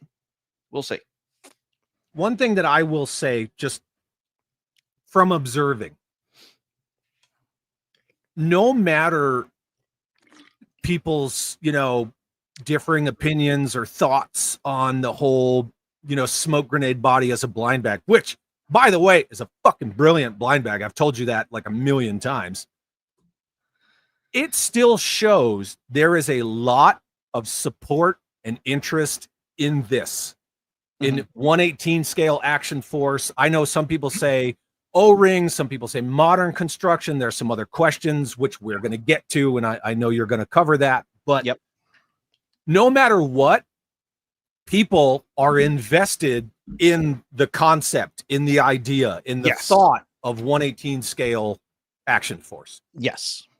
I mean, Again, and I am, and I'm biased, but this was done to test the waters, man. It was like, when Bobby and Matt did these, it was to test it.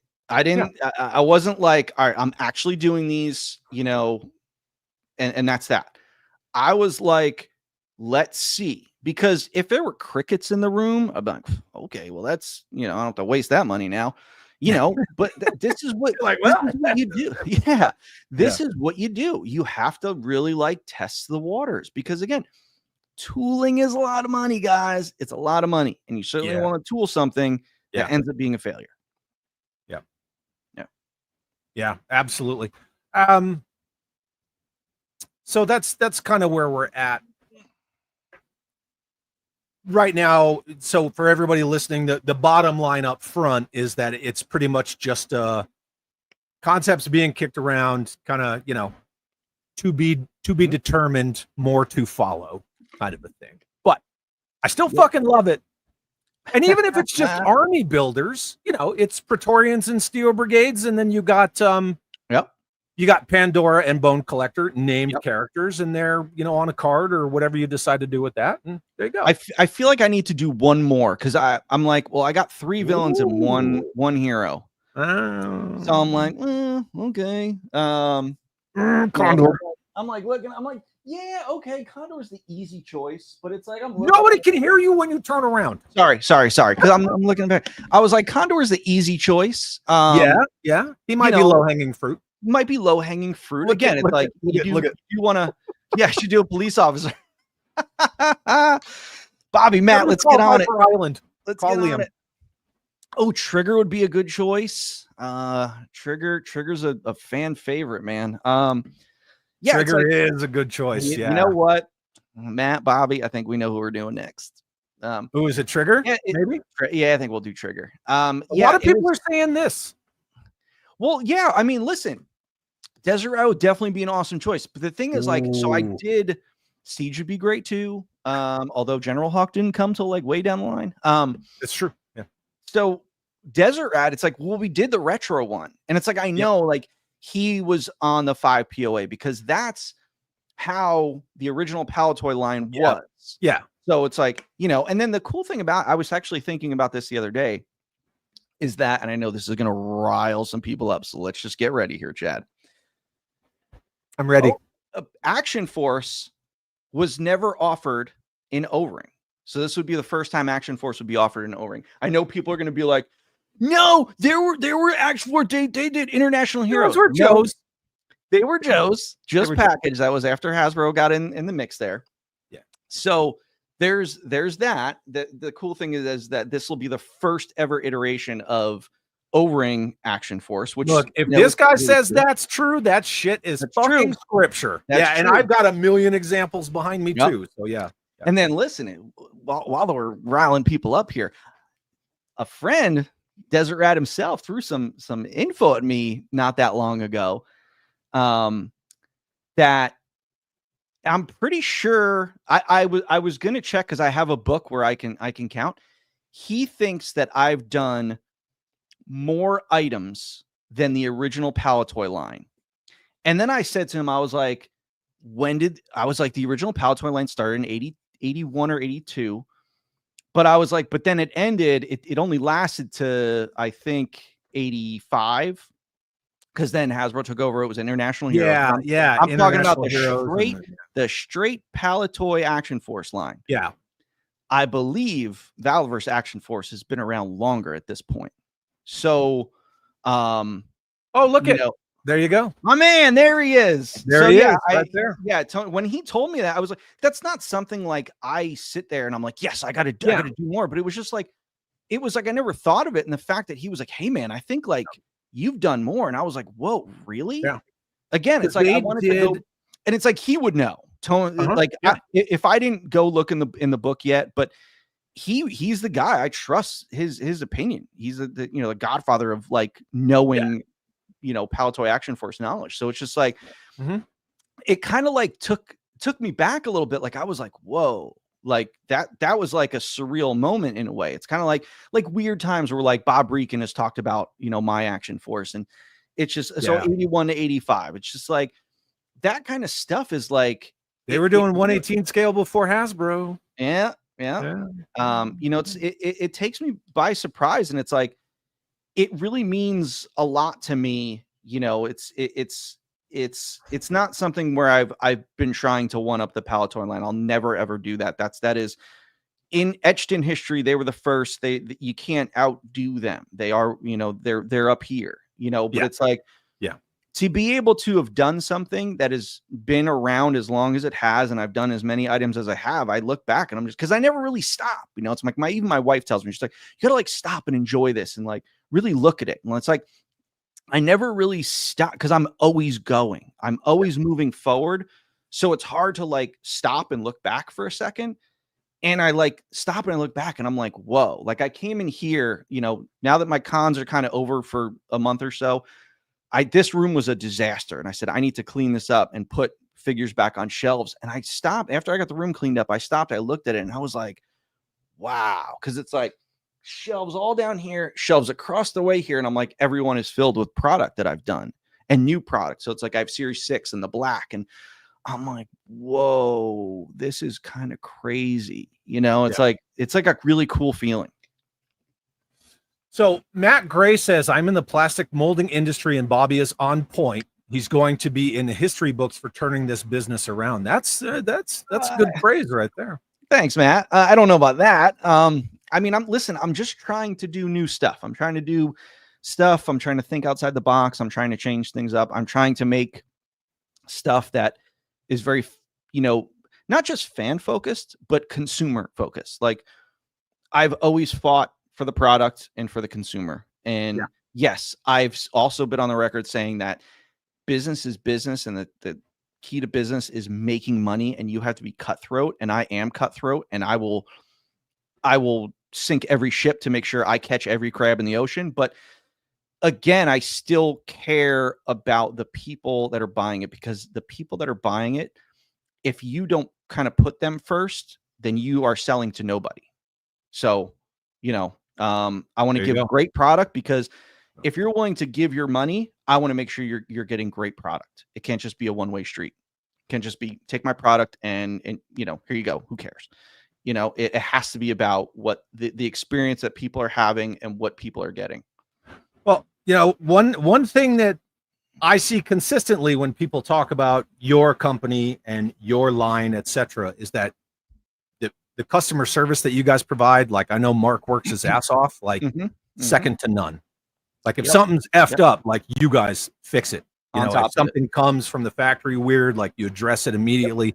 You don't do the whole Sentinel knee thing and talk shit about it on the next HasLab. So speaking of awesome people that we know, this guy does a lot of work for you.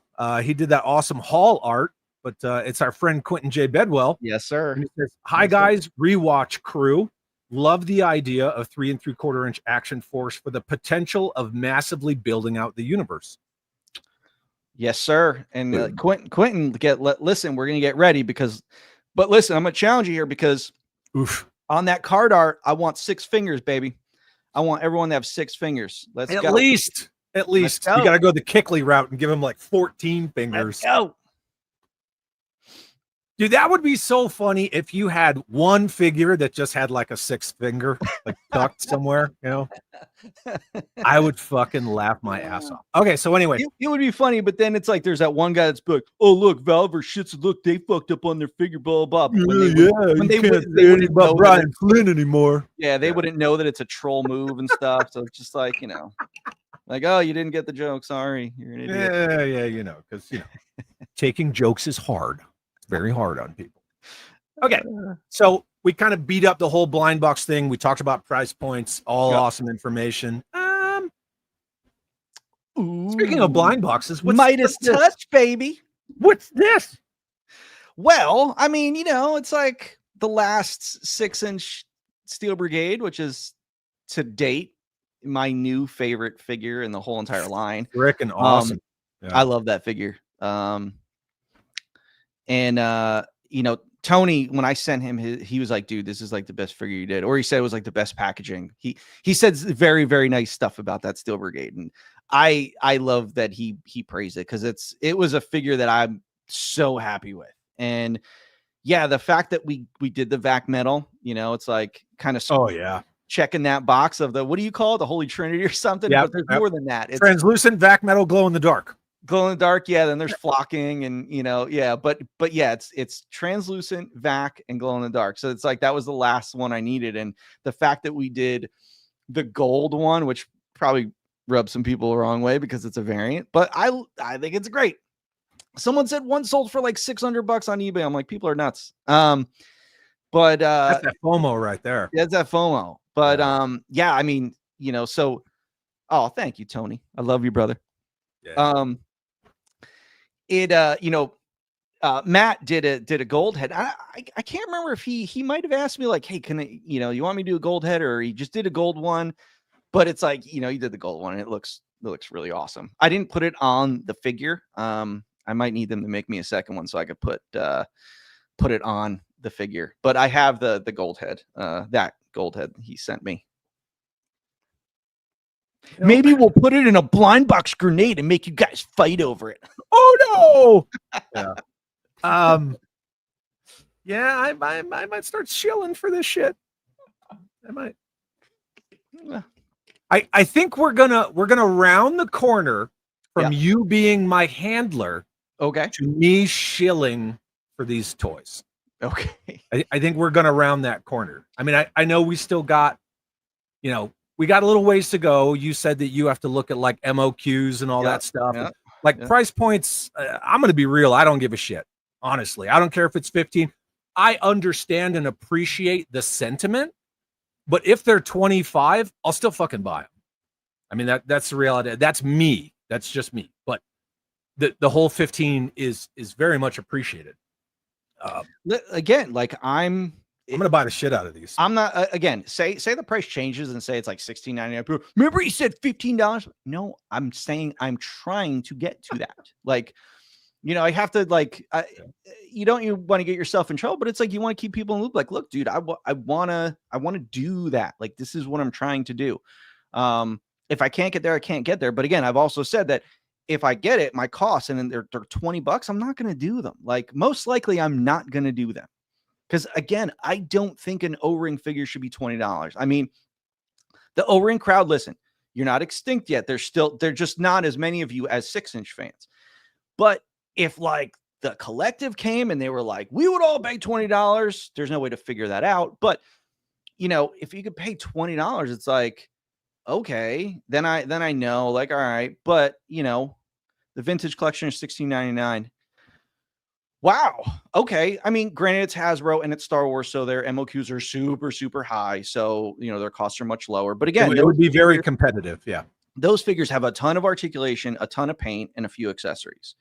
So, you know, all right, 20 and 25. See, I don't know, guys. Like, you know, I'm sure the guys that are selling their O-rings for 20 and 25 are like, he's talking about 15. It's like, Here's a hot take. East Coast Cody says, give me a variant of Steel Brigade O-ring in Ice Cream Soldier colors. I'm going to fucking see myself colors. out. Yeah. Such terrible colors. So funny thing, and Jordan can attest to this because, you know, we've talked about it, because I think like his favorite color is like orange, or it's like, I think either orange or lime green, but he knows I hate the color orange. Like, I hate it. I hate it so much. So skid marks not high on your list? If you've noticed, like looking around the room here, I'm like, have I done orange? Now, there's on some packaging, I think like Series 3 and some of the basic troopers, there was like an orange burst effect in the back, and I hate it. Like, I hate it. I see it and I'm like, ooh. Like it just sets you off. The fucking orange. It does. I just see it and I'm like, oh. So it's like, if you look at my color palette, my figures, you don't see orange like anywhere. I'm trying to think if I've even used like the like even the deco, like, let me look. I mean, blast effects, they're obviously orange by nature, but yeah, I haven't used like orange, but Bobby hates Halloween. I have to do this because I haven't done one yet tonight. We've just been rocking and rolling. Zakanan says, Bobby hates Halloween. Confirmed. It's science, people! Science!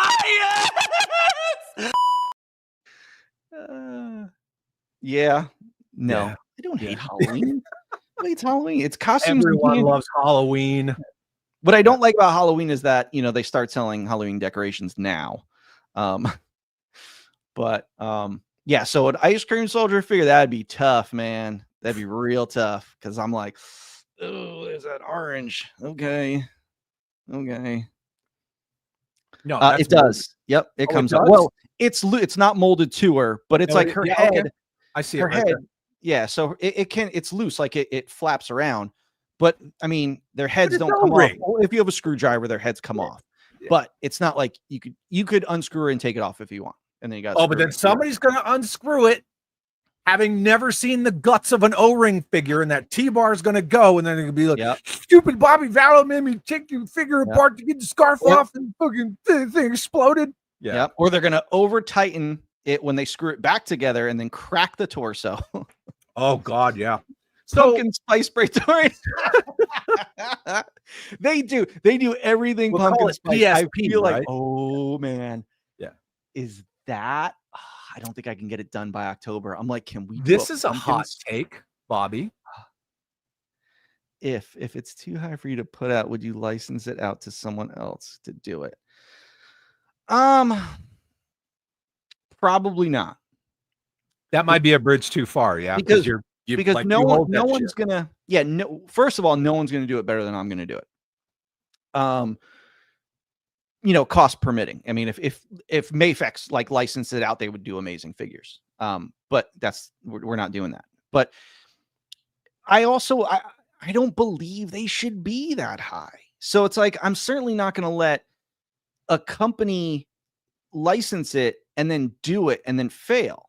Because listen, when Super 7 has G.I. Joe items that fail, it's not just bad for Super 7. It's bad for the G.I. Joe brand as a whole, because it's still G.I. Joe. It's still a representation of the brand, because that shows Hasbro, when they're looking at it, like, oh, well, if Super 7 can't really do G.I. Joe, then we probably don't really want to license it out to people. And I don't know, it's a perception. They don't look at it as, piss poor effort. They just see numbers. They just see numbers. So it's a perception. So I certainly would not want another company to do $20 or $25 O-ring figures and then have it fail, because then it's just like, well, that doesn't do anyone any good. I mean, look, I mean, you guys know, like, I'm a big fan of the bloody variants and stuff. So, of course there would be a bloody variant of her. I don't know how I would do it, how I would offer it, and that sort of thing. Blind box grenade. But yeah, I mean, we'll see. Yo, dude, you got to see some of the crying over variants, man. Like, is there a Blackbeard exclusive?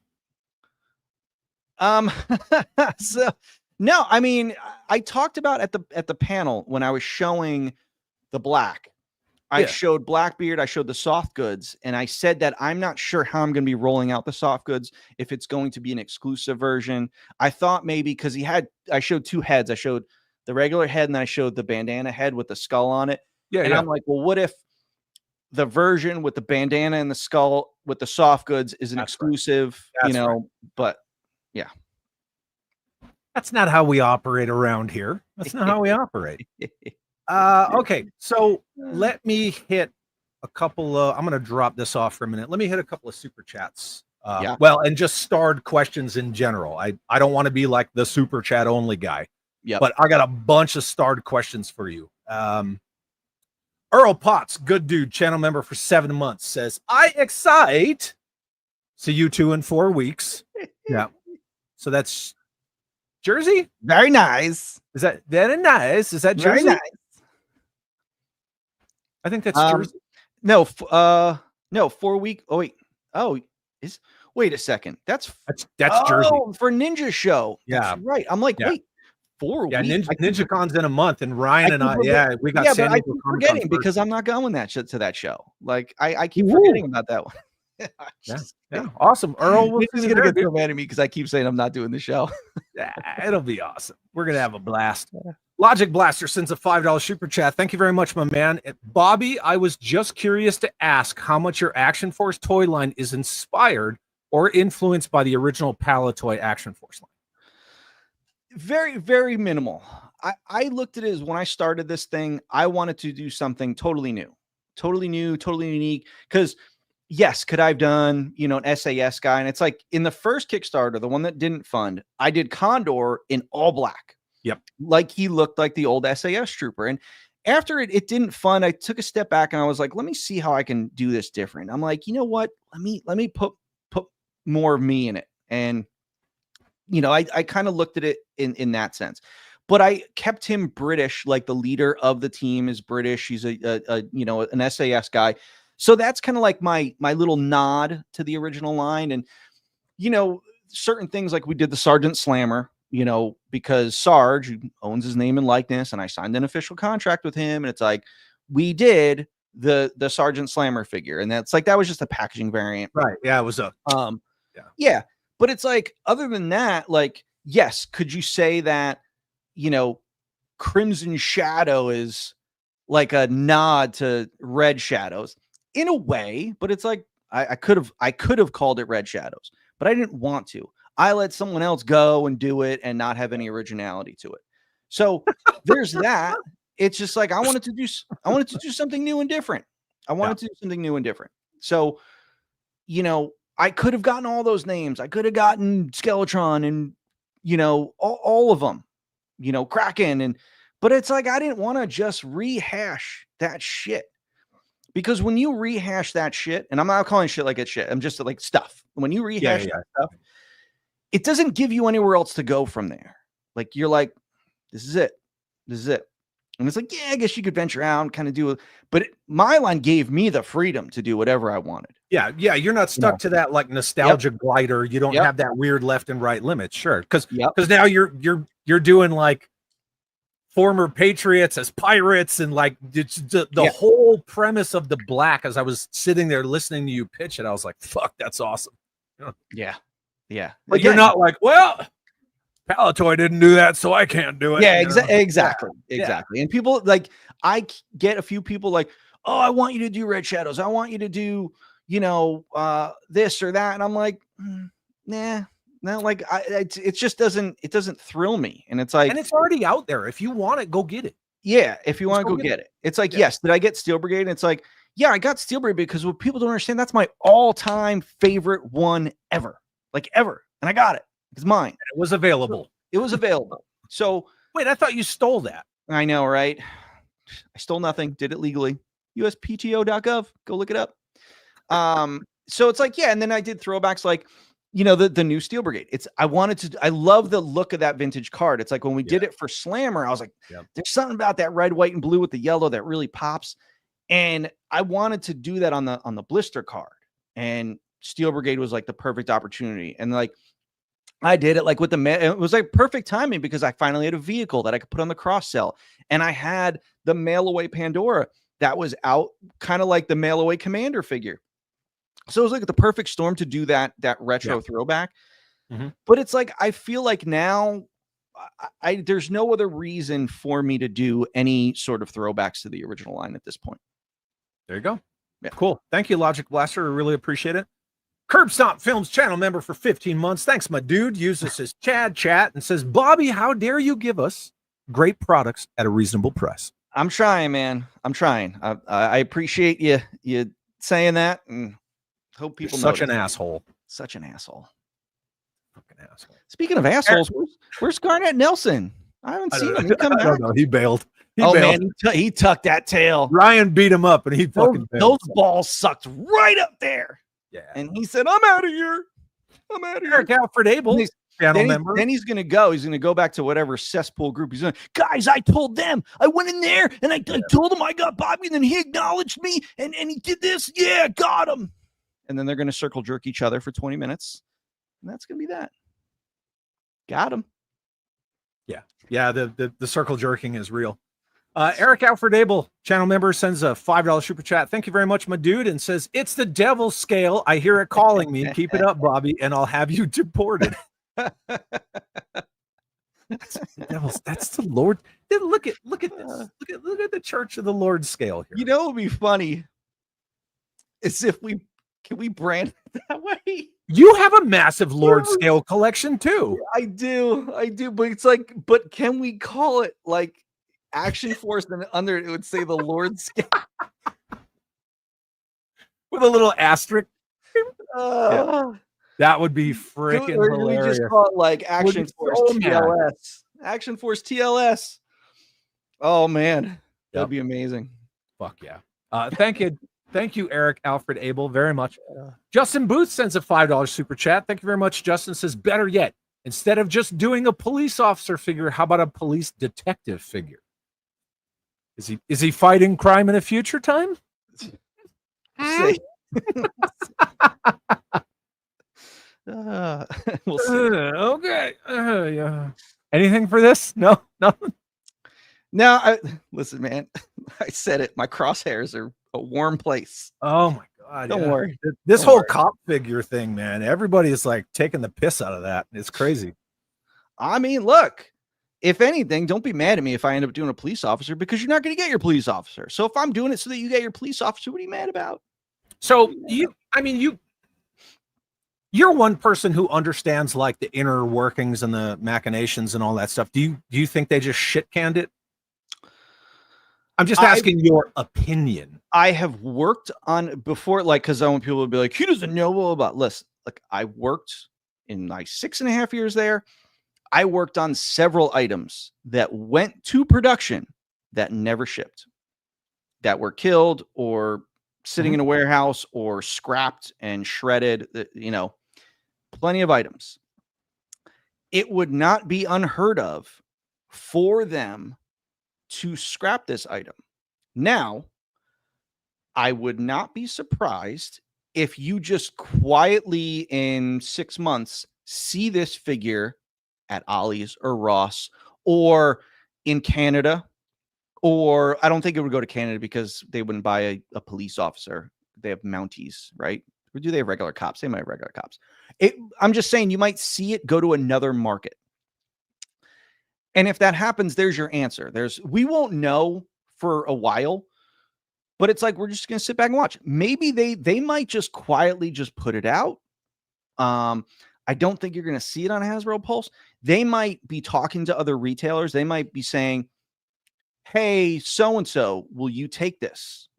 Seeing if, hey, well, we're not going to say it. It will just go out. So again, I'm not saying that's how it's going to happen. I'm just saying like that. If I were them, that's probably how I would do it. Again, though, I would put a police officer out because I'm not scared of that bullshit. But bullshit. There's obviously, concern on their part to show a figure, then take it down, and then take all the proof of it. Stop people from putting pre-orders up and just not do it.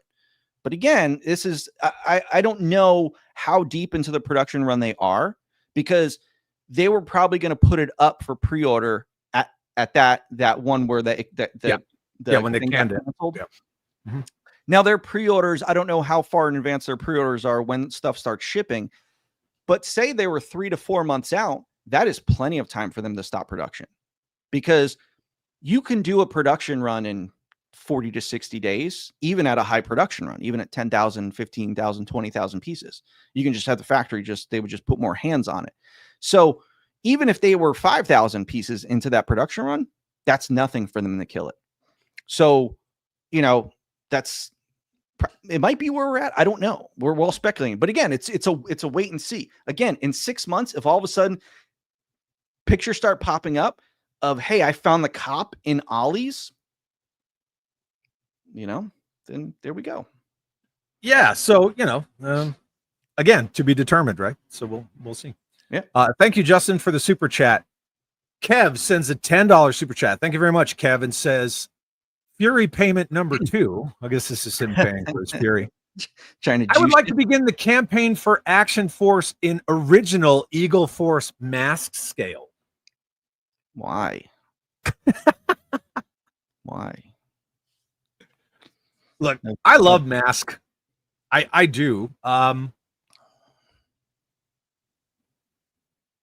I don't want that scale anymore. Yeah.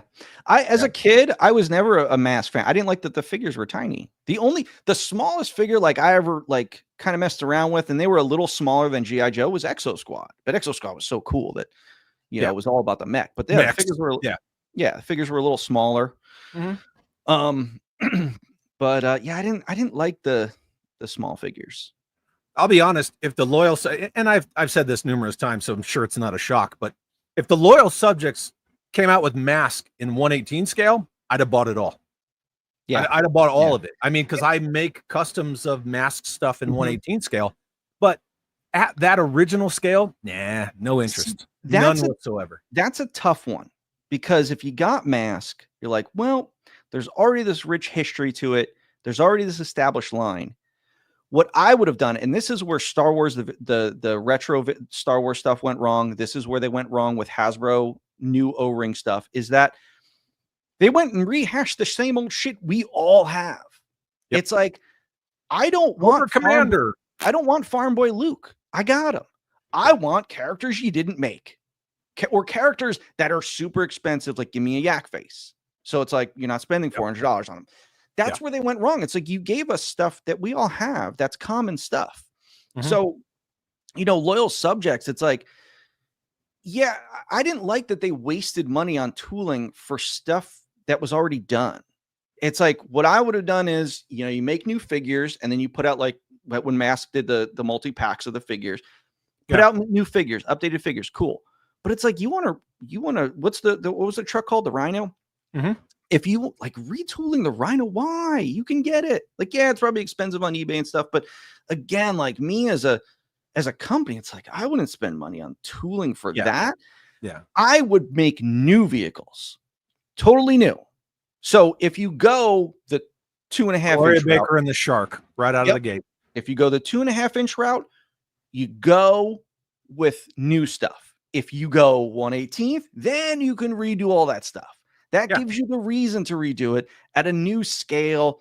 Again, they'd be really expensive, but I don't know. I don't think that it was the right way of going about doing things. Yeah, and that was kind of my argument with the whole like, oh, the loyal subjects are doing mask, and it's like, well, if you're so fucking gaga over mask, why don't you already have it? Yeah. Yeah, I mean that was just it was a question, but apparently it's toxic to ask that fucking question. That seemed like a no-brainer. Yeah. Whatever. Yeah. Thank you, Kev. Greatly appreciate it. John Papa Sergio. Oh, go ahead. Go ahead. No, go ahead. Okay. John Papa Sergio says, if you do blind boxes, call them flashbangs. It's a name it's on the list of names. Put it that way. Is that almost like you saying maybe? It's like saying maybe, but it's like whenever I think of stuff or have these concepts, I'll like write down like 10 or 15 names of what I could possibly call something. And like, for instance, on my phone, I got a note section of my phone that just says figure names. If I think of something, oh, that'd be a cool figure name. So when I create a new character, like when I did Sidewinder, I was like, oh, he needs a really cool name. And that was one of the names listed in my notes. And I'm like, there it is. So I'll pick it from there every now and then. There you go. Yeah. Yeah. J-Mac, Hair Attack, channel member for 15 months. Awesome dude. Fantastic hair. It says, look at these two sexy beasts. Stop trying to be nice to Chad. There's only one here. There you go. I knew that shit was coming.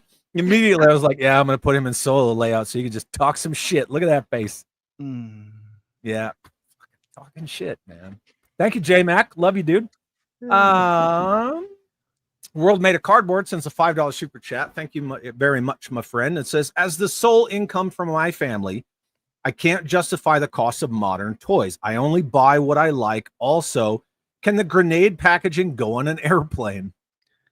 I'm pretty sure it's not metal. I mean, if they saw the outline of it, okay, they'd stop you, and then what? They'd open it up and it's plastic. Okay. They'd laugh. Yeah. Yeah, they'd laugh. I mean, they'd scan it and see that it's hollow inside. Oh, okay. I say that, watch, someone's going to get stopped and they're going to get arrested, and then they're going to be like, call Bobby Valley. He said I would. Yeah. And that's like, oh, great. But World Made of Cardboard, what are you doing?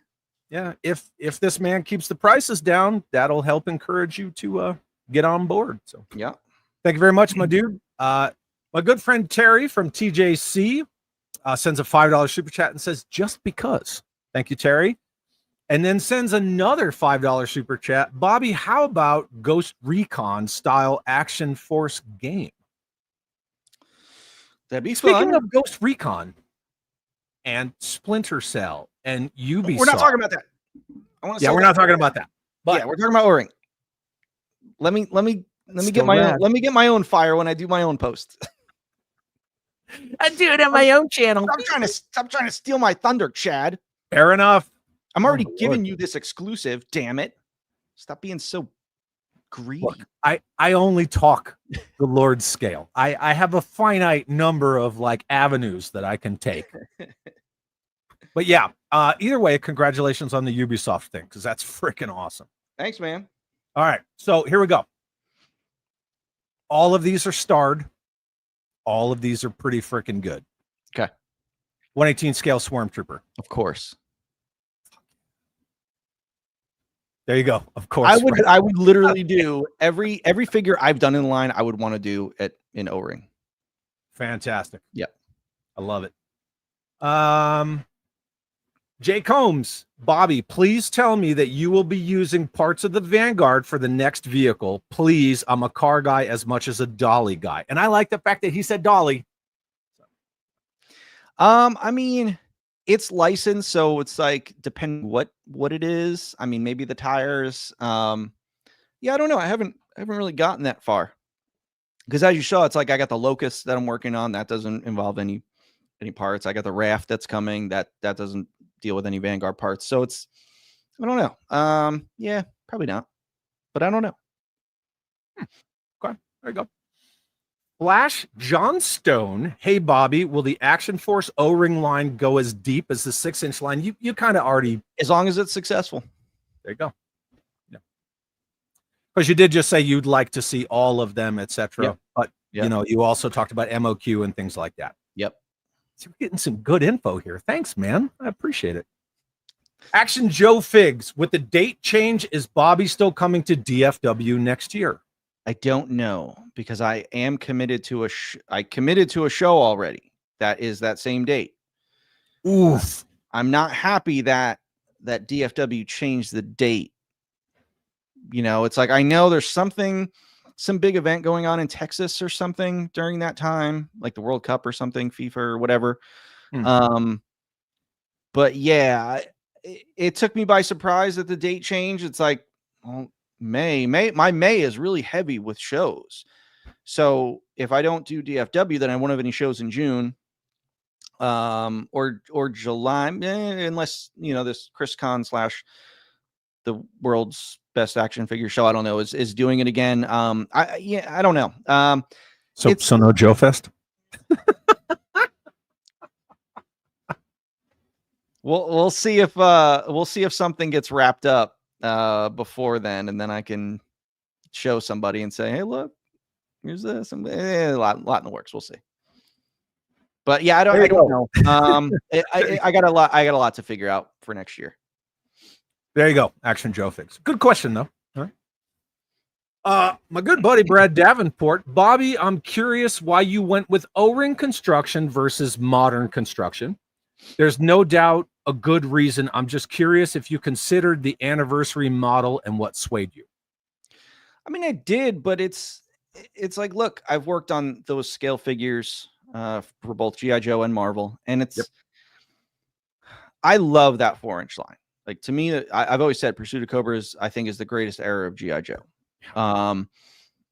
I just looked at it as like 4 to 6. The tooling is kind of comparable. Yeah, so it's if you're gonna do 4, you might as well do 6. Doing O-ring is a big contrast from what I'm doing with 6-inch. So that's why you go that route. If you start doing 4-inch, then you cannibalize your own line, because it's like when I was at Jazzwares, they had the 4-inch Fortnite line, and I was like, cool. And it was world building and vehicles, play sets, great, tons of figures. Then they're like, we're doing 6-inch too. And I was like, ooh, you sure about that? I said, guys, you're going to cannibalize your own line, because then you'll get the 4-inch people that really wanted 6-inch. See, this is what happened with Marvel Universe. Marvel Universe had 4-inch, and 6-inch went away altogether. And then people are like, okay, well, I want to collect Marvel, so I'm going to buy the 4-inch because that's what's out. Then they brought back 6-inch because they were greedy and like, oh, let's capitalize on more. Cool. Brought back 6-inch. Well, then the people that were on board for 4-inch were like, yeah, I can go back on that ride now because the line freed up. Cool. I'm going to go back on that ride. I want to ride that roller coaster. I don't want to ride the teacups. I want to ride the roller coaster. So then it's like you lose them. There's some people that are going to stay, but then it's like you're causing people to buy either both or one or the other or none, you know? So it's like the 4 and 6 is too close to each other. You have to do a bigger contrast. Yeah. That's actually, there you go. Right. Yep. It makes a lot of sense. And you and I have had the 4 to 6-inch conversation numerous times.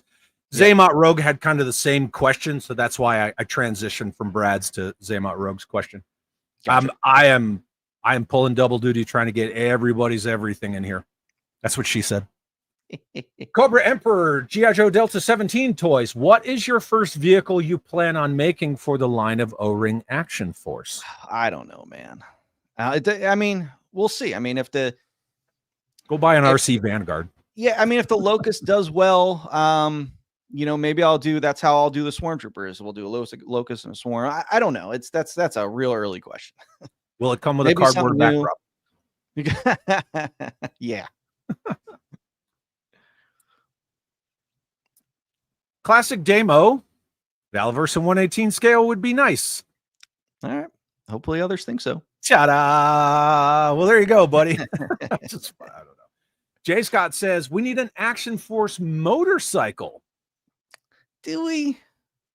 To me, motorcycles, it's like, I don't know. Motorcycles, like, it's like, would Pandora look cool on a motorcycle? Sure. But like, I don't know. I did motorcycles with Marvel Legends. Motorcycles are what you do when you need to do a cheap vehicle, like just something. But it's like, I don't know. Motorcycles aren't really that cool to me. And they're out there. Like They're out there. Exactly. Yeah, I mean, at DFW, one of the vendors gave me one for free. He was like, "Oh, hey, I got all these motorcycles here. Take that." And I was like, "Okay, I'll put it with my freaking dreadnoughts, right? Because that's the low hanging fruit." If I want to see Pandora on a motorcycle that bad, I'll go grab the Black Widow Riders one that I worked on, and I'll put her on that one. Yeah, there you go. Right. Cool. All right, there you go, Jay Scott. Tony Horton, what's good, Bobby and Chad? Hanging out with all you awesome people. I don't know. Question for Bobby: will we be seeing a superhero series from Valaverse? So I have developed my own superhero line. I say line like, not line like I've designed the figures. I have a story that I outlined that I'm a fan of. It's just, let it marinate a little longer. But it is all original characters. There you go. That's awesome. Did we touch on this? Woody, we got one. Chad's got one coming. I got one. Yeah, I got one. Yeah. Jay Gonzo says eBay $180 for an RC Resvani tank. Bobby, can you just make one? Everybody, like, boom, boom, boom, boom, boom. The one I got was 80. It wasn't 180. I don't know. But eBay's weird, right? So. eBay's weird. Yep. Electric Blue Station. I love that Mr. Vala listens to and acknowledges fan feedback. Thank you. I may not like it, but I'll acknowledge it. I mean, it's one of those things where, yeah, you get fan feedback. I don't always have to listen to it. Like, if I want to do something, I'm going to do it. Like when I did the color vote for the Vanguard, tan wasn't in the top 2, but I wanted tan. Tan. I like tan better than the gray one. So I'm like, well, I'll give them one of the higher voted ones, or I think it was like number 1. I think gray was number 1. But I was like, well, I want to do tan because I want to do it. So it's like, yeah, if the fan feedback is there, okay. But it's like, there are definitely going to be times where I will go with my own direction. Yeah. I mean, sometimes things have to be in line. Yeah. Right? Yeah. It's your fucking toy line. Do whatever you want. It's my toy line. Damn it. You want to make one orange? Make one orange. How dare you? How dare you? Well, you've known me long enough. So, Slacker Supreme, are we more likely to get an Action Force playset in 1/18 scale? So I teased the playset that, kind of working on with Duarte. Again, that's very, very early stages, kind of just kicking the tires a little bit. Again, I'm still, the lore is still marinating and working and evolving. So it's like, we don't have a Cat's Lair or a Castle Grayskull yet. So, I don't know. I mean, again, if this line, if it's really successful, 1/18 allows you the opportunity to go deep with vehicles and playsets. That is true. Yeah, it's just more conducive, right? Because of the size. Yep. Cutthroat Comics. Question for Bobby. Was this 1/18 scale to hope you get the younger kids interested in Action Force figures? No, because 1/18 is very niche. It's niche to adult collectors. So to me, I think that you'd have a better chance of like if you put the O-ring bone collector next to the 6-inch bone collector, and you had 20 kids come in ranging from 6 to 10 years old, I bet you they'd choose the 6-inch one every time, or at least 90%, just because, I think kids now they want a bigger bang, they want to be wowed. And I don't think that the O-ring scale is going to get kids in, cause again, it looks, looking at if you take a kid, a 6 to an 8-year-old, and you say, hey, like, which one looks cooler? And it's like, I wonder what they would say. Like, if if they would look at the O-ring one and think it like didn't look as good because it's that retro style, you know, not, you know, it was for the times, but action figures evolve, you know, our sculpting and detail is so much better now. So it's like, you know, yeah, I think a kid will always go with a 6-inch figure. Yeah, there you go. This is the question of the night. Slacker Supreme, could we get a 1/18 scale Mike Honcho? Probably not, because if you do Mike Honcho, that means I'm doing me, and I said I wouldn't put me in the line. So, yeah. Not since Iceman, right? Not since Iceman. It's like the one thing where, like, say the company got bought out, or, you know, I stayed on, or I licensed it out, and it's like, if I was pushed to do a figure of me, like I wonder if at McFarlane, if it was Todd's idea to do a figure of himself, or if someone had that idea. Barefoot. That's the thing. Yeah. Did someone present him with that? Or did he think, I want to do a figure of myself? I'll do an action figure of myself. Yeah. So it's like, to me, I don't like, why? Why do you want a figure of me? I don't want to do a figure of me. But it's like, you know, maybe one day, I don't know. I don't like the idea of it. I'd have to be really desperate to do a figure of me. That's when you know the line's dying. I do a space. I do a space line and do a Bobby Vala exclusive. Space Mike Honcho. just put it up. Space Mike Honcho. Space Mike Honcho in orange. In one of those orange, like Columbia space shuttle fucking jumpsuits. That Done. would be amazing, dude. Oh man. Then you're fucked. Yeah. Drew G. Hey, did you know Drew G's here? Hey, Bobby, will these be kid play friendly? I mean, all our stuff is kid play friendly. I mean, you know, yes, it's age graded for 14 plus, which the O-rings will probably be, but you know, we like to make sure that yes, you know, there's some sharper points on like our knives and stuff, because we don't have to do the kid testing and the you know, the radiuses, put it on stuff like that, because it's for adult collectors. But I mean, you know, to a certain extent, I mean, yeah, our stuff is tested for, you know, certain breakage and stuff like that, and sharp points when it does break. So, yeah, I mean, kids could probably play with it, but it will be age graded for adult collectors. There you go.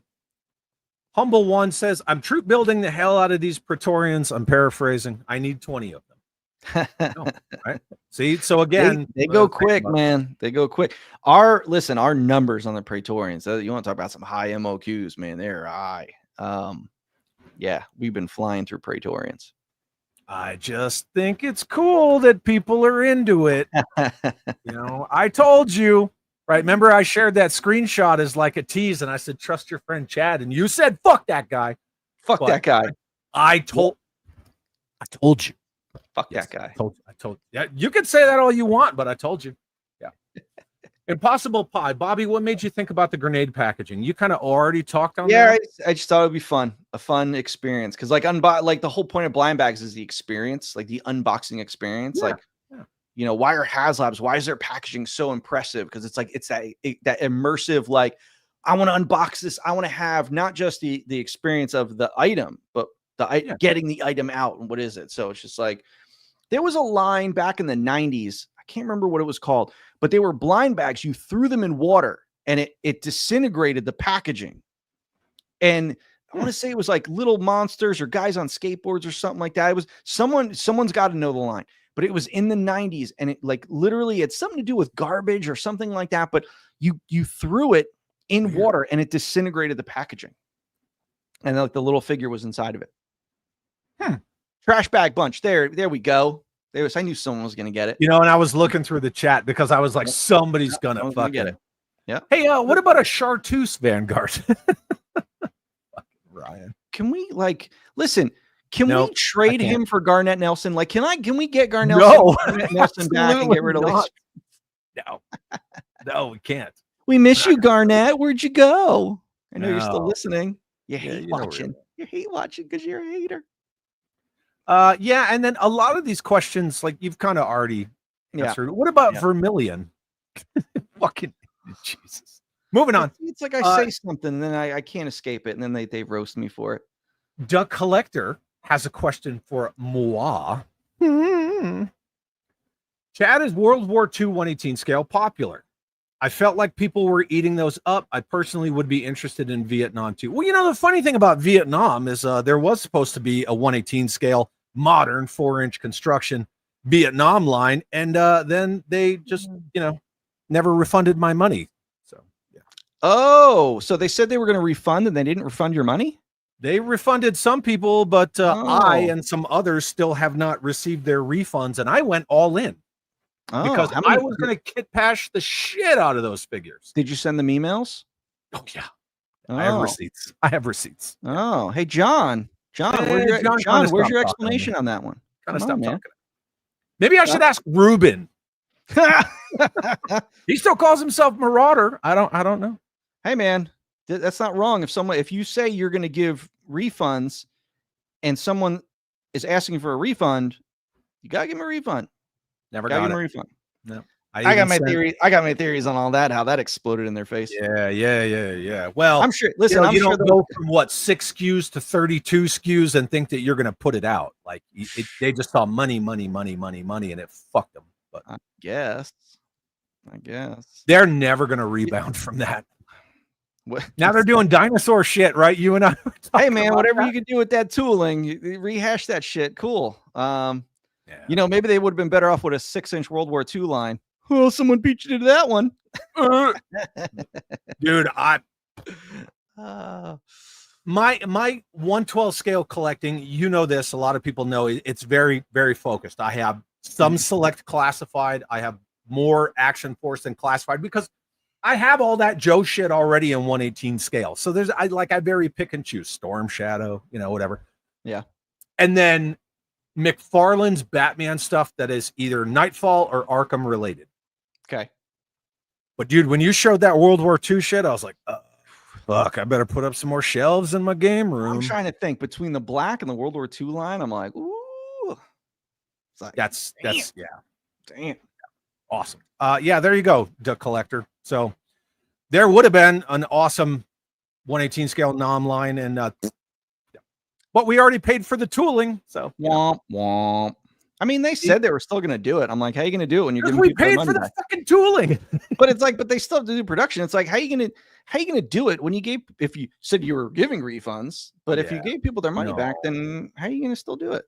I broke that shit down Barney style. Okay. So all in was this many figures at this price, but now if you buy them all individually, when they trickle out one by one, you're paying it was something like $800 more. No, it was ridiculous. Well, I mean, maybe it wasn't 800, but yeah, it was a lot more. Yeah. So yeah, it was ridiculous. So no. Jeez. East Coast Cody says, I don't even get what Action Force is, or as you were, my bad. Eagle Force is doing. I said my bad. They're selling $30 4-inch figures, and for just $10 more, you can get a 6-inch figure. Well, yeah, that's Fresh Monkey Fiction, and then there's whatever. Don't get me started. Let's just go to the next question. We're gonna move on. I could be here for another hour. Lunchbox Killer, what's happening? Y'all gonna have to watch the replay. I just put this in here so he would get a shout out on the replay. All right. Mother Slug, curious, dumb question. Who thought of the look of these characters and why they have a certain look outfit wise? You kind of already went into that. Yeah, I mean, looks. I don't. I started some of these a while ago. So yeah, a certain. I don't know. Would need more context with that. Yeah. But when you were talking about your Action Force versus Palatoy and gotcha. The designers, you pretty much already talked on that, but it was in the list. I don't know. Vickman. Question, is there any way you export these figures to Mexico? Tariffs and shipping customs are too much, and you have some fans here. We're working on it, man. We're constantly working on getting Action Force and our products out to other regions. We don't want to leave anyone out. It's not like we're like, no, we don't want to sell to them. It's like, we want to sell everywhere. So it's just a matter of finding the retail partners that, can take the quantities and are able to distribute. So it's a constant battle that we're working on. Here's a comment from Jonesy Wonesy that I think you might appreciate. My 6-year-old son prefers Pursuit of Cobra as opposed to 6-inch. He's got good taste. He's got good taste. I love that Viper. I have so many of those Vipers. Fuck. And the Cobra Trooper. Whoo! Anytime somebody talks about scale and detail, I'm like, I don't know. I've got some of the more recent I just call them modern 4-inch Joes. Yeah. Some of the detail on those are out of this fucking world. Even that DB Cobra Trooper. Yeah, the shock trooper was fantastic. And he has like a vomitorium of accessories. Yeah. And like, I know, like, when I consider the Pursuit of Cobra era, I lump in 30th anniversary in there too.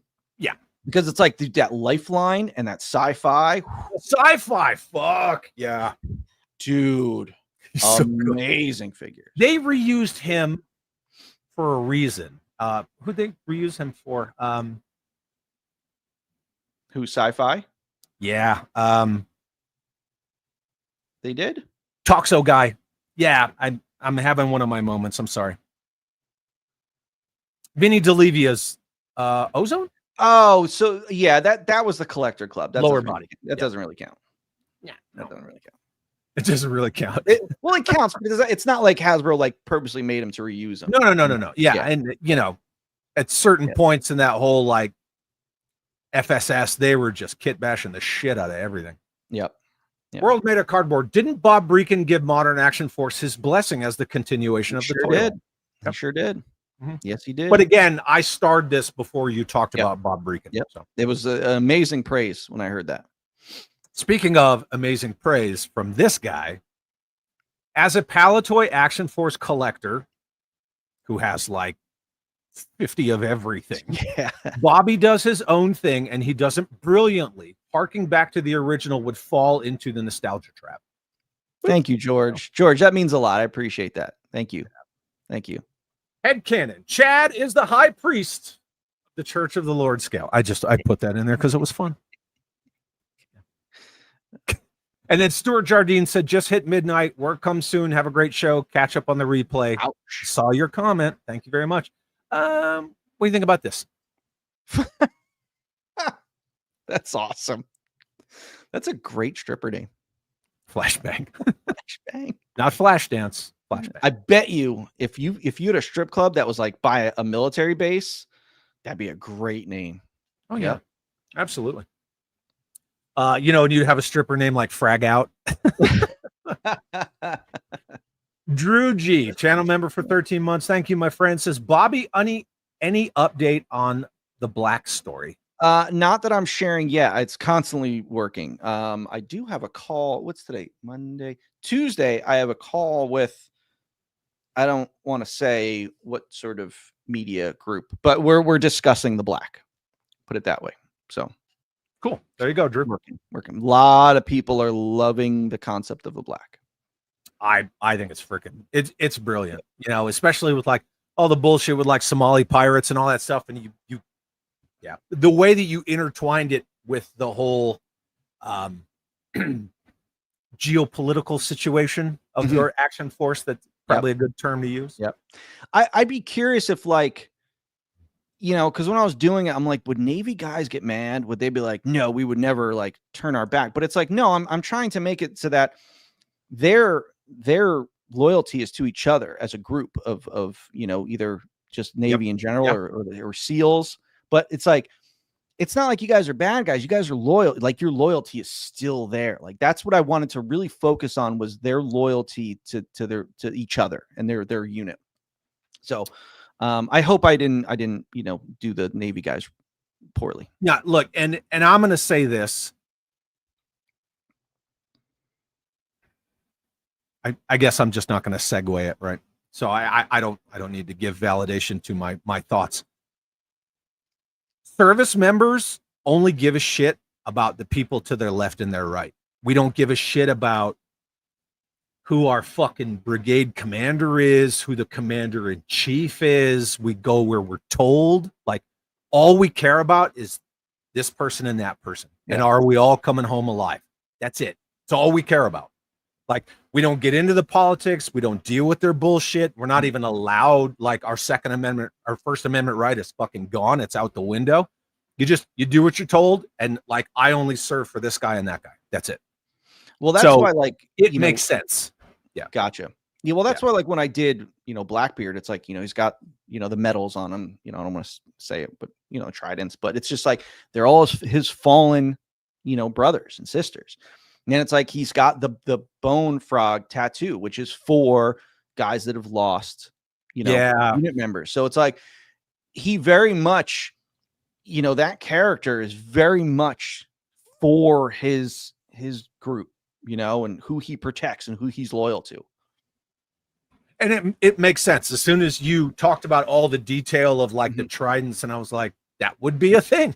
It would, right? Because they do put them all on the caskets. Yeah, yeah. That is a time-honored tradition. That tradition, it's like, man, that shows how like a close-knit group the SEALs are. So it's like, how could you do that but not as coffins? Like, how do you celebrate that as like, characters? I thought it was well done. So, as someone that, in a been there, done that. I thought it was justified and articulated well. Thank you. Because I was trying to make sure that it did not hurt not the memory, but what they stand for. Yeah. No, I wanted it to be important that they stand for each other. That's exactly what it would be. It's 100% what it would be. So, I got something for you. Take a deep breath. Ready?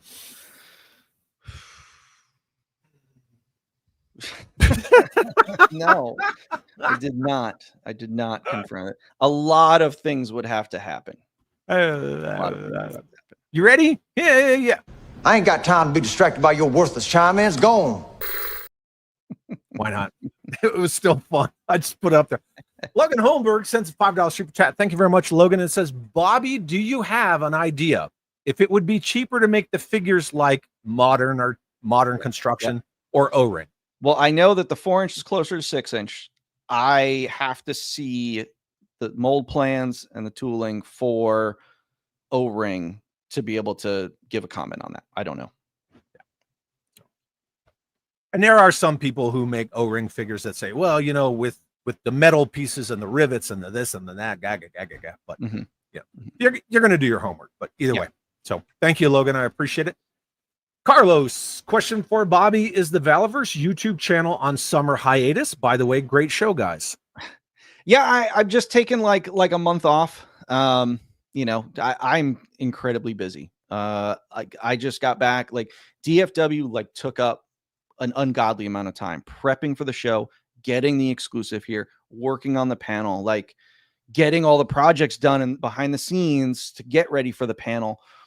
So it's like, I got burnout. So when I got back from DFW, I took a trip. I went to Mohegan Sun for like a couple days by myself. Cause I was like, I need to just go. I need to go. I didn't answer any emails. I didn't look at any emails. Like, I was like, I need me time. I need to recharge the batteries. Like, I gotta do some stuff. So healthy. Yeah. And then when I got back to the office, and I'm a very clean and organized person. I hate clutter and stuff. So like the office here, between the 4th of July sale and just regular orders, like there was boxes everywhere. I built a box fort for my kids here, and there was just stuff everywhere. I said, I'm going to spend the next couple of days just cleaning the office and getting this place, to the level where I come in and I'm like, okay, I feel good and I'm ready to work now. So now Monday's going to come tomorrow and I'm ready to work. So now with the YouTube, I just didn't have time to think about like new videos, new content. I'm just like, let me take a break. I got too many other things going on that I have to focus on, and we'll get back to it. I know people love the content and stuff. It's just, look, my priorities are with, I got to get back to the items, Series 6, post Series 6, the black, all that. Well, now you're going to be like me. You're going to fall out of the algorithm, and then you're going to claw your fucking way back. It happens, man. I mean, whatever. I mean, it does. And then you just I hope you make a cool video where it comes back, and then people start watching, and then you're back, and all you need is one hit. Yeah. I will say, just to kind of add to that, I think what a lot of people didn't see was like Jordan, Ryan, myself, a few others watching you. Like you came to the swap and you were sitting there on your laptop working on your fucking slides. And like every time I saw you, you're like working on your slides. Yeah. It's not just like show up and coast. So I know that like you were working that whole time. So Yep. yeah, It's a I 24-hour day job. I'm sure when I'm sleeping, my brain's thinking about like figures to make. Sure. See, I met LP, also did not get a refund from Marauder. I mean, it's not like who was that company that just recently they were doing a line of like 4 or 6 inch figures. It was like space figures or some shit like that, or sci-fi figures. And they basically came out and they were like, sorry, we can't make these. We sold the tooling to like Big Bad or something. So we Wasn't can that Fresh Monkey Fiction? No. It was another company. They were like, we can. Well, they shit canned their long box heroes. Oh, they did? Well, yeah, they cut the funding for that. Yeah, but this was a line. Someone's gonna. Oh, Invincible Toys. Thank you, Ryan. Invincible Toys. They funded a Kickstarter, or I think, and then just recently, last month or two, they came out and they were like, we can't deliver. So I think they ended up selling. I thought they said they sold the tooling to Big Bad.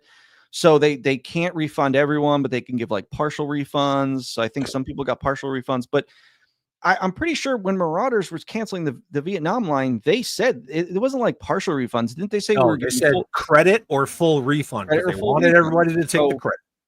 So, and I think they probably were hoping like, oh, well, if we say that, maybe we'll get some goodwill. And people are like, I'll take the store credit or I'll wait. And then more people came and said, no, I want a refund. And then they were like, oh, shit. I didn't pay you for fucking credit. I paid you for fucking Vietnam era dollies. So where's my fucking dollars? That's too bad that you guys aren't getting your refunds. I would voice my concerns about that. Oh, I have. Any old school mail away figures? You guys know I like the mail away figures. So who doesn't? Just get ready. Those brown boxes. Ooh. Oh, speaking of brown boxes, we need to do a giveaway. Oh, we do. Yeah, let's do a giveaway because I might have to head out of here. I told my wife I'd be home to put the kids to bed and stuff. So okay, yeah. We got a couple. And then I want to talk with my friend after the show.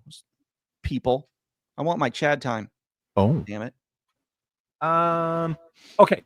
Gin Rummy, are the Praetorian figures going up on the site soon?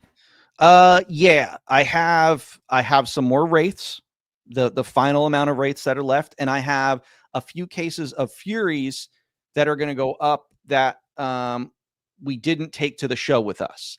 But the main shipment of Furies is coming at the end of the month. So I think I'm going to put up the small batch, but then knowing that the full batch is going to come at the end of the month. Nice. Well, since we're going to speed it along, let me do this. Shit. Hold on. I got to pop this out. My bad. All right. So while we're answering more questions, if you want to be considered for the drawing of this Praetorian Fury, put in hashtag Fury and we will draw it here in a couple of minutes. Zakanan says, I told you it's Chad merch is coming soon. He'll say, I told you, Bobby. But Bobby, I told you. Yeah. Can I put hashtag Fury in the comments? I mean, you could, but why would you?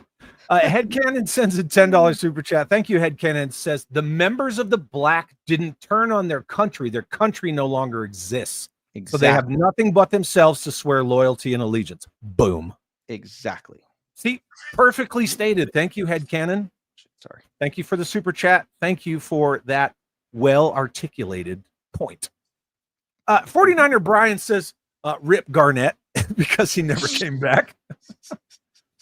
And I found this interesting. Pericles, any chance of an aquatic vehicle? I mean, I'm doing that raft. I'm doing the raft. I teased it. That Swick raft is fucking rad. Yeah. And I want to make it float too. So yeah, yes, you can play with it in the bathtub. We didn't really talk much about the panel. Like you and I talked about some things. We mostly talked about obviously the 118 stuff because, you know, You did blame me, and once you blamed me, then people were like, the fact that you really pushed to everyone in attendance and watching the streams that yes, you wanted to float. I was like, fuck yeah, man, that's the way to do it. Yeah, right? I thought that was rad. So, am I 100% sure it will? I'm not, but we'll find out. When I kick it off with the factory, I'm like, when you guys are doing this, keep in mind it's got to float. Make it float, bitch. Yeah, make it float. And then Drew G sends a $5 super chat. Thanks, Drew. Since Chad can't read a whole sentence, fuck. What about the Action Force story? A lot of new characters and no story for them yet. New comics. I'm hungry. Fuck you, Drew. I know Drew. Drew's a fellow comic guy like me. I've talked about the comics. I'm trying to finalize this publisher stuff because I want someone else to be able to do the comics. And it sucks because it's like I thought the publisher thing would happen sooner and then we'd be doing comics by now, when I'm like, oh, I guess I could have just kept doing the comics. So it pains me. Yes, I know there's a lot of characters I've been putting out that don't have stories yet, but we'll remedy that hopefully soon. Awesome. Judge Dreads is rhetorically asking, well, what do we have here? Two toxic guys talking about dollies. Lord scale dollies.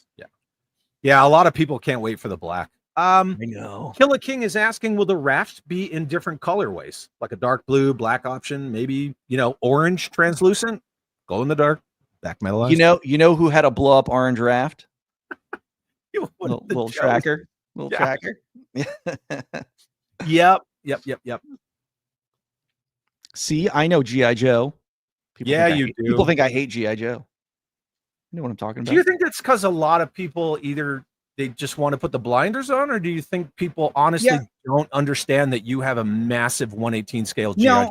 I think they want a reason to differentiate. They don't like, if it was up to them, they would never acknowledge that I worked on any G.I. Joe items or anything like that. I think that it's a blinders thing. They're just like, I don't want it to be true. I don't want Bobby to love G.I. Joe. It's like, do I hate the people working on G.I. Joe? Of course I do. Do I hate that's your prerogative? That's my prerogative. It's just like, it doesn't change the fact that I didn't sell my G.I. Joes because that was a different era. The idiots working on G.I. Joe now had nothing to do with the line back then. They weren't even born yet. So it's just like, it's like I have all my O-ring stuff. It's like I have all my Steel Brigade collection. Like that, I love that stuff. I have, tons of it. It's just like, Well, speaking of your channel and videos and you and 1/18 scale G.I. Joe, that fucking video of yours with that haul that you got. Oh man. I was like, damn it. Like the whole video, man, that shit was insane. When I pulled that Mickey Mouse Cobra Commander, that shit was genuine. It was like, I had not looked. I told Matt, I said, I am not looking through this haul until we film it. And it sat here for like a week. It was killing me because it was like, I didn't know. When I went and bought it, I didn't inspect everything. I gave the guy a price. We negotiated, got it. Boom. I got it back here. And that was it. It was like me pulling that Mickey Mouse Cobra Commander was 100% my genuine reaction. It was wild. Yeah. Yep. That's so awesome. Thanks, Drew and Killer King. BT says, Bobby, do some play sets, cardboard fold up style. I like cardboard play sets. So yeah. It's funny. Jacob Real, who's he's a subscriber, channel member, good friend. He works at Yo Toys here in Albuquerque. He was looking at one of my 3D Joe's posters on the back of one of my display cases, and he was like, Cobra Missile Command headquarters. I've never seen that. And then I told him the whole story about, well, Sears wanted an exclusive and blah, blah, blah. And it's the only cardboard playset and a real American hero run and blah, blah, blah. And I was like, and Bobby re-released it. And he's like, really? And I'm like, fuck yeah, he did. So that was one of my favorite items I've ever worked on. I'll never forget Daryl coming into my office. Hey, let me get your opinion on something. What do you think if we re-release the Missile Command headquarters? And I said, only if I can work on it. Gimme. Gimme. Man, that thing is it's so good. it's So good. iconic, dare I say. Yep. Philip, Chad, I have some 118 scale Vietnam platoon figures from 21st Century Toys. You can have them if you want them. If you don't want them, I'll pay you for them, but you can hit me up on Instagram. I'll totally pay you for them. And then Just Jeff, channel member for 15 months, who was also on the Chad Holes member only pregame. Any thoughts on an adult style Action Force cartoon in the vein of Resolute or Cowboy Bebop, etc.? Yeah, I have all these thoughts in my head. It's just a matter of executing. So lots of stuff I'm working on. Lots of it. So that would technically be a maybe. That'd be a maybe. You haven't said it once. Maybe. There it is. Fuck yeah. And then Jeffy also says this. I starred this because I thought you'd want to see it. I showed my father the Black trailer.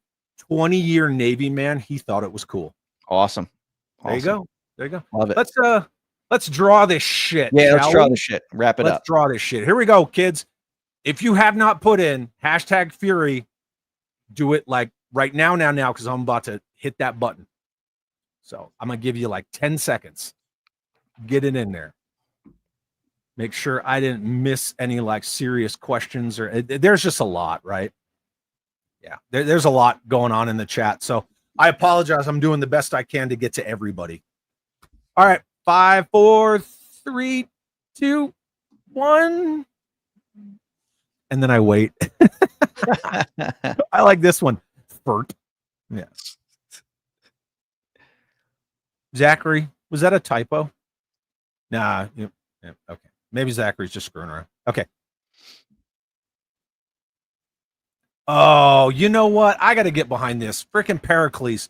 I want to see an Action Force version of the G.I. Joe the movie intro. Just the fucking intro. Why? Because it would be rad. Okay. Yeah, Statue of Liberty. That would take, I mean, yeah, but then it's like, then I try to post it on my site and I'd get it taken down like Viper Island and yeah, stuff. and then somebody would be like, oh, look, he can't come up with anything original. Hey, maybe I could talk to Liam because I got his email because he's emailed me before. Maybe I can email him and say, hey, can you do an Action Force intro just like the G.I. Joe movie? Because, you know, you got experience with posting that kind of thing. That's a good question. Ooh, I don't know. I haven't gotten there yet. Right? I mean, I did sing California into the ocean, so yeah. But it's kind of one of those. This is like that second, third order of effect thing. Like, yeah, low hanging fruit. It's an awesome fucking intro, but then again, Action Force takes place in the future, so yeah, it doesn't really relate. So yeah. I love how 60 other people showed up just for the giveaway. I gotta hit this, and then we're literally pulling the trigger. Zakanan, the translucent one, sends a $6.66 super chat. Fucking tongue twister. Lord scale question. Now this is a good freaking question, Bobby. Don't look away. What about a Sam Fisher 118 scale? Or does the contract not cover that? Oh, you might not be able to answer that. I can't answer it. I can smile while saying hold on a second. Wait. Yeah, I can't answer that question at this time. Do you get a wink in there? Okay. Yeah. Thank you, Zakanan. That is an awesome question. All right. And you think I mean, the questions when I'm doing my contracts. Come on. Yeah. Ready? Are you ready? Let's do this. All right, let's do it. Here we go. We're drawing.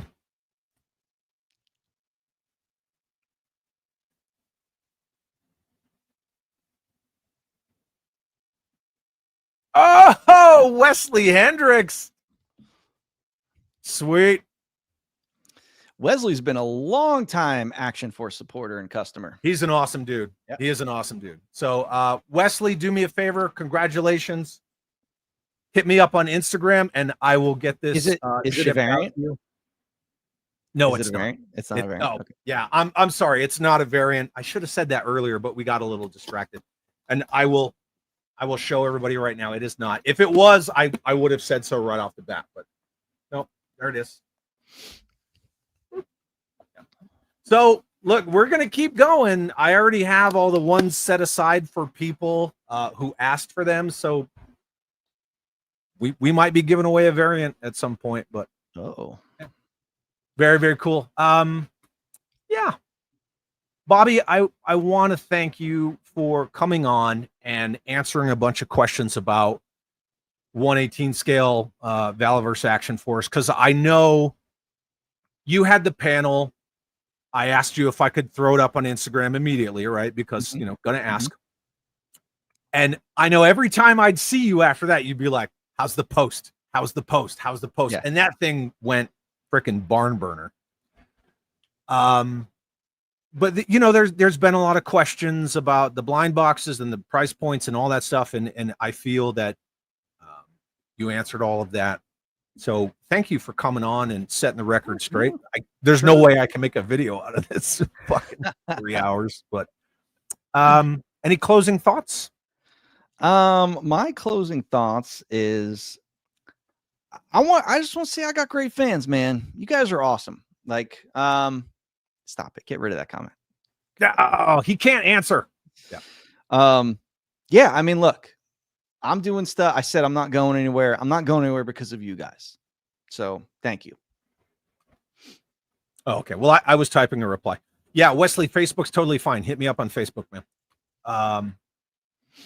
Well, my friend, I have to say, now I'm going to be called a shill, right? Because I'm gonna buy the shit out of this stuff. But, I appreciate the fact that you did.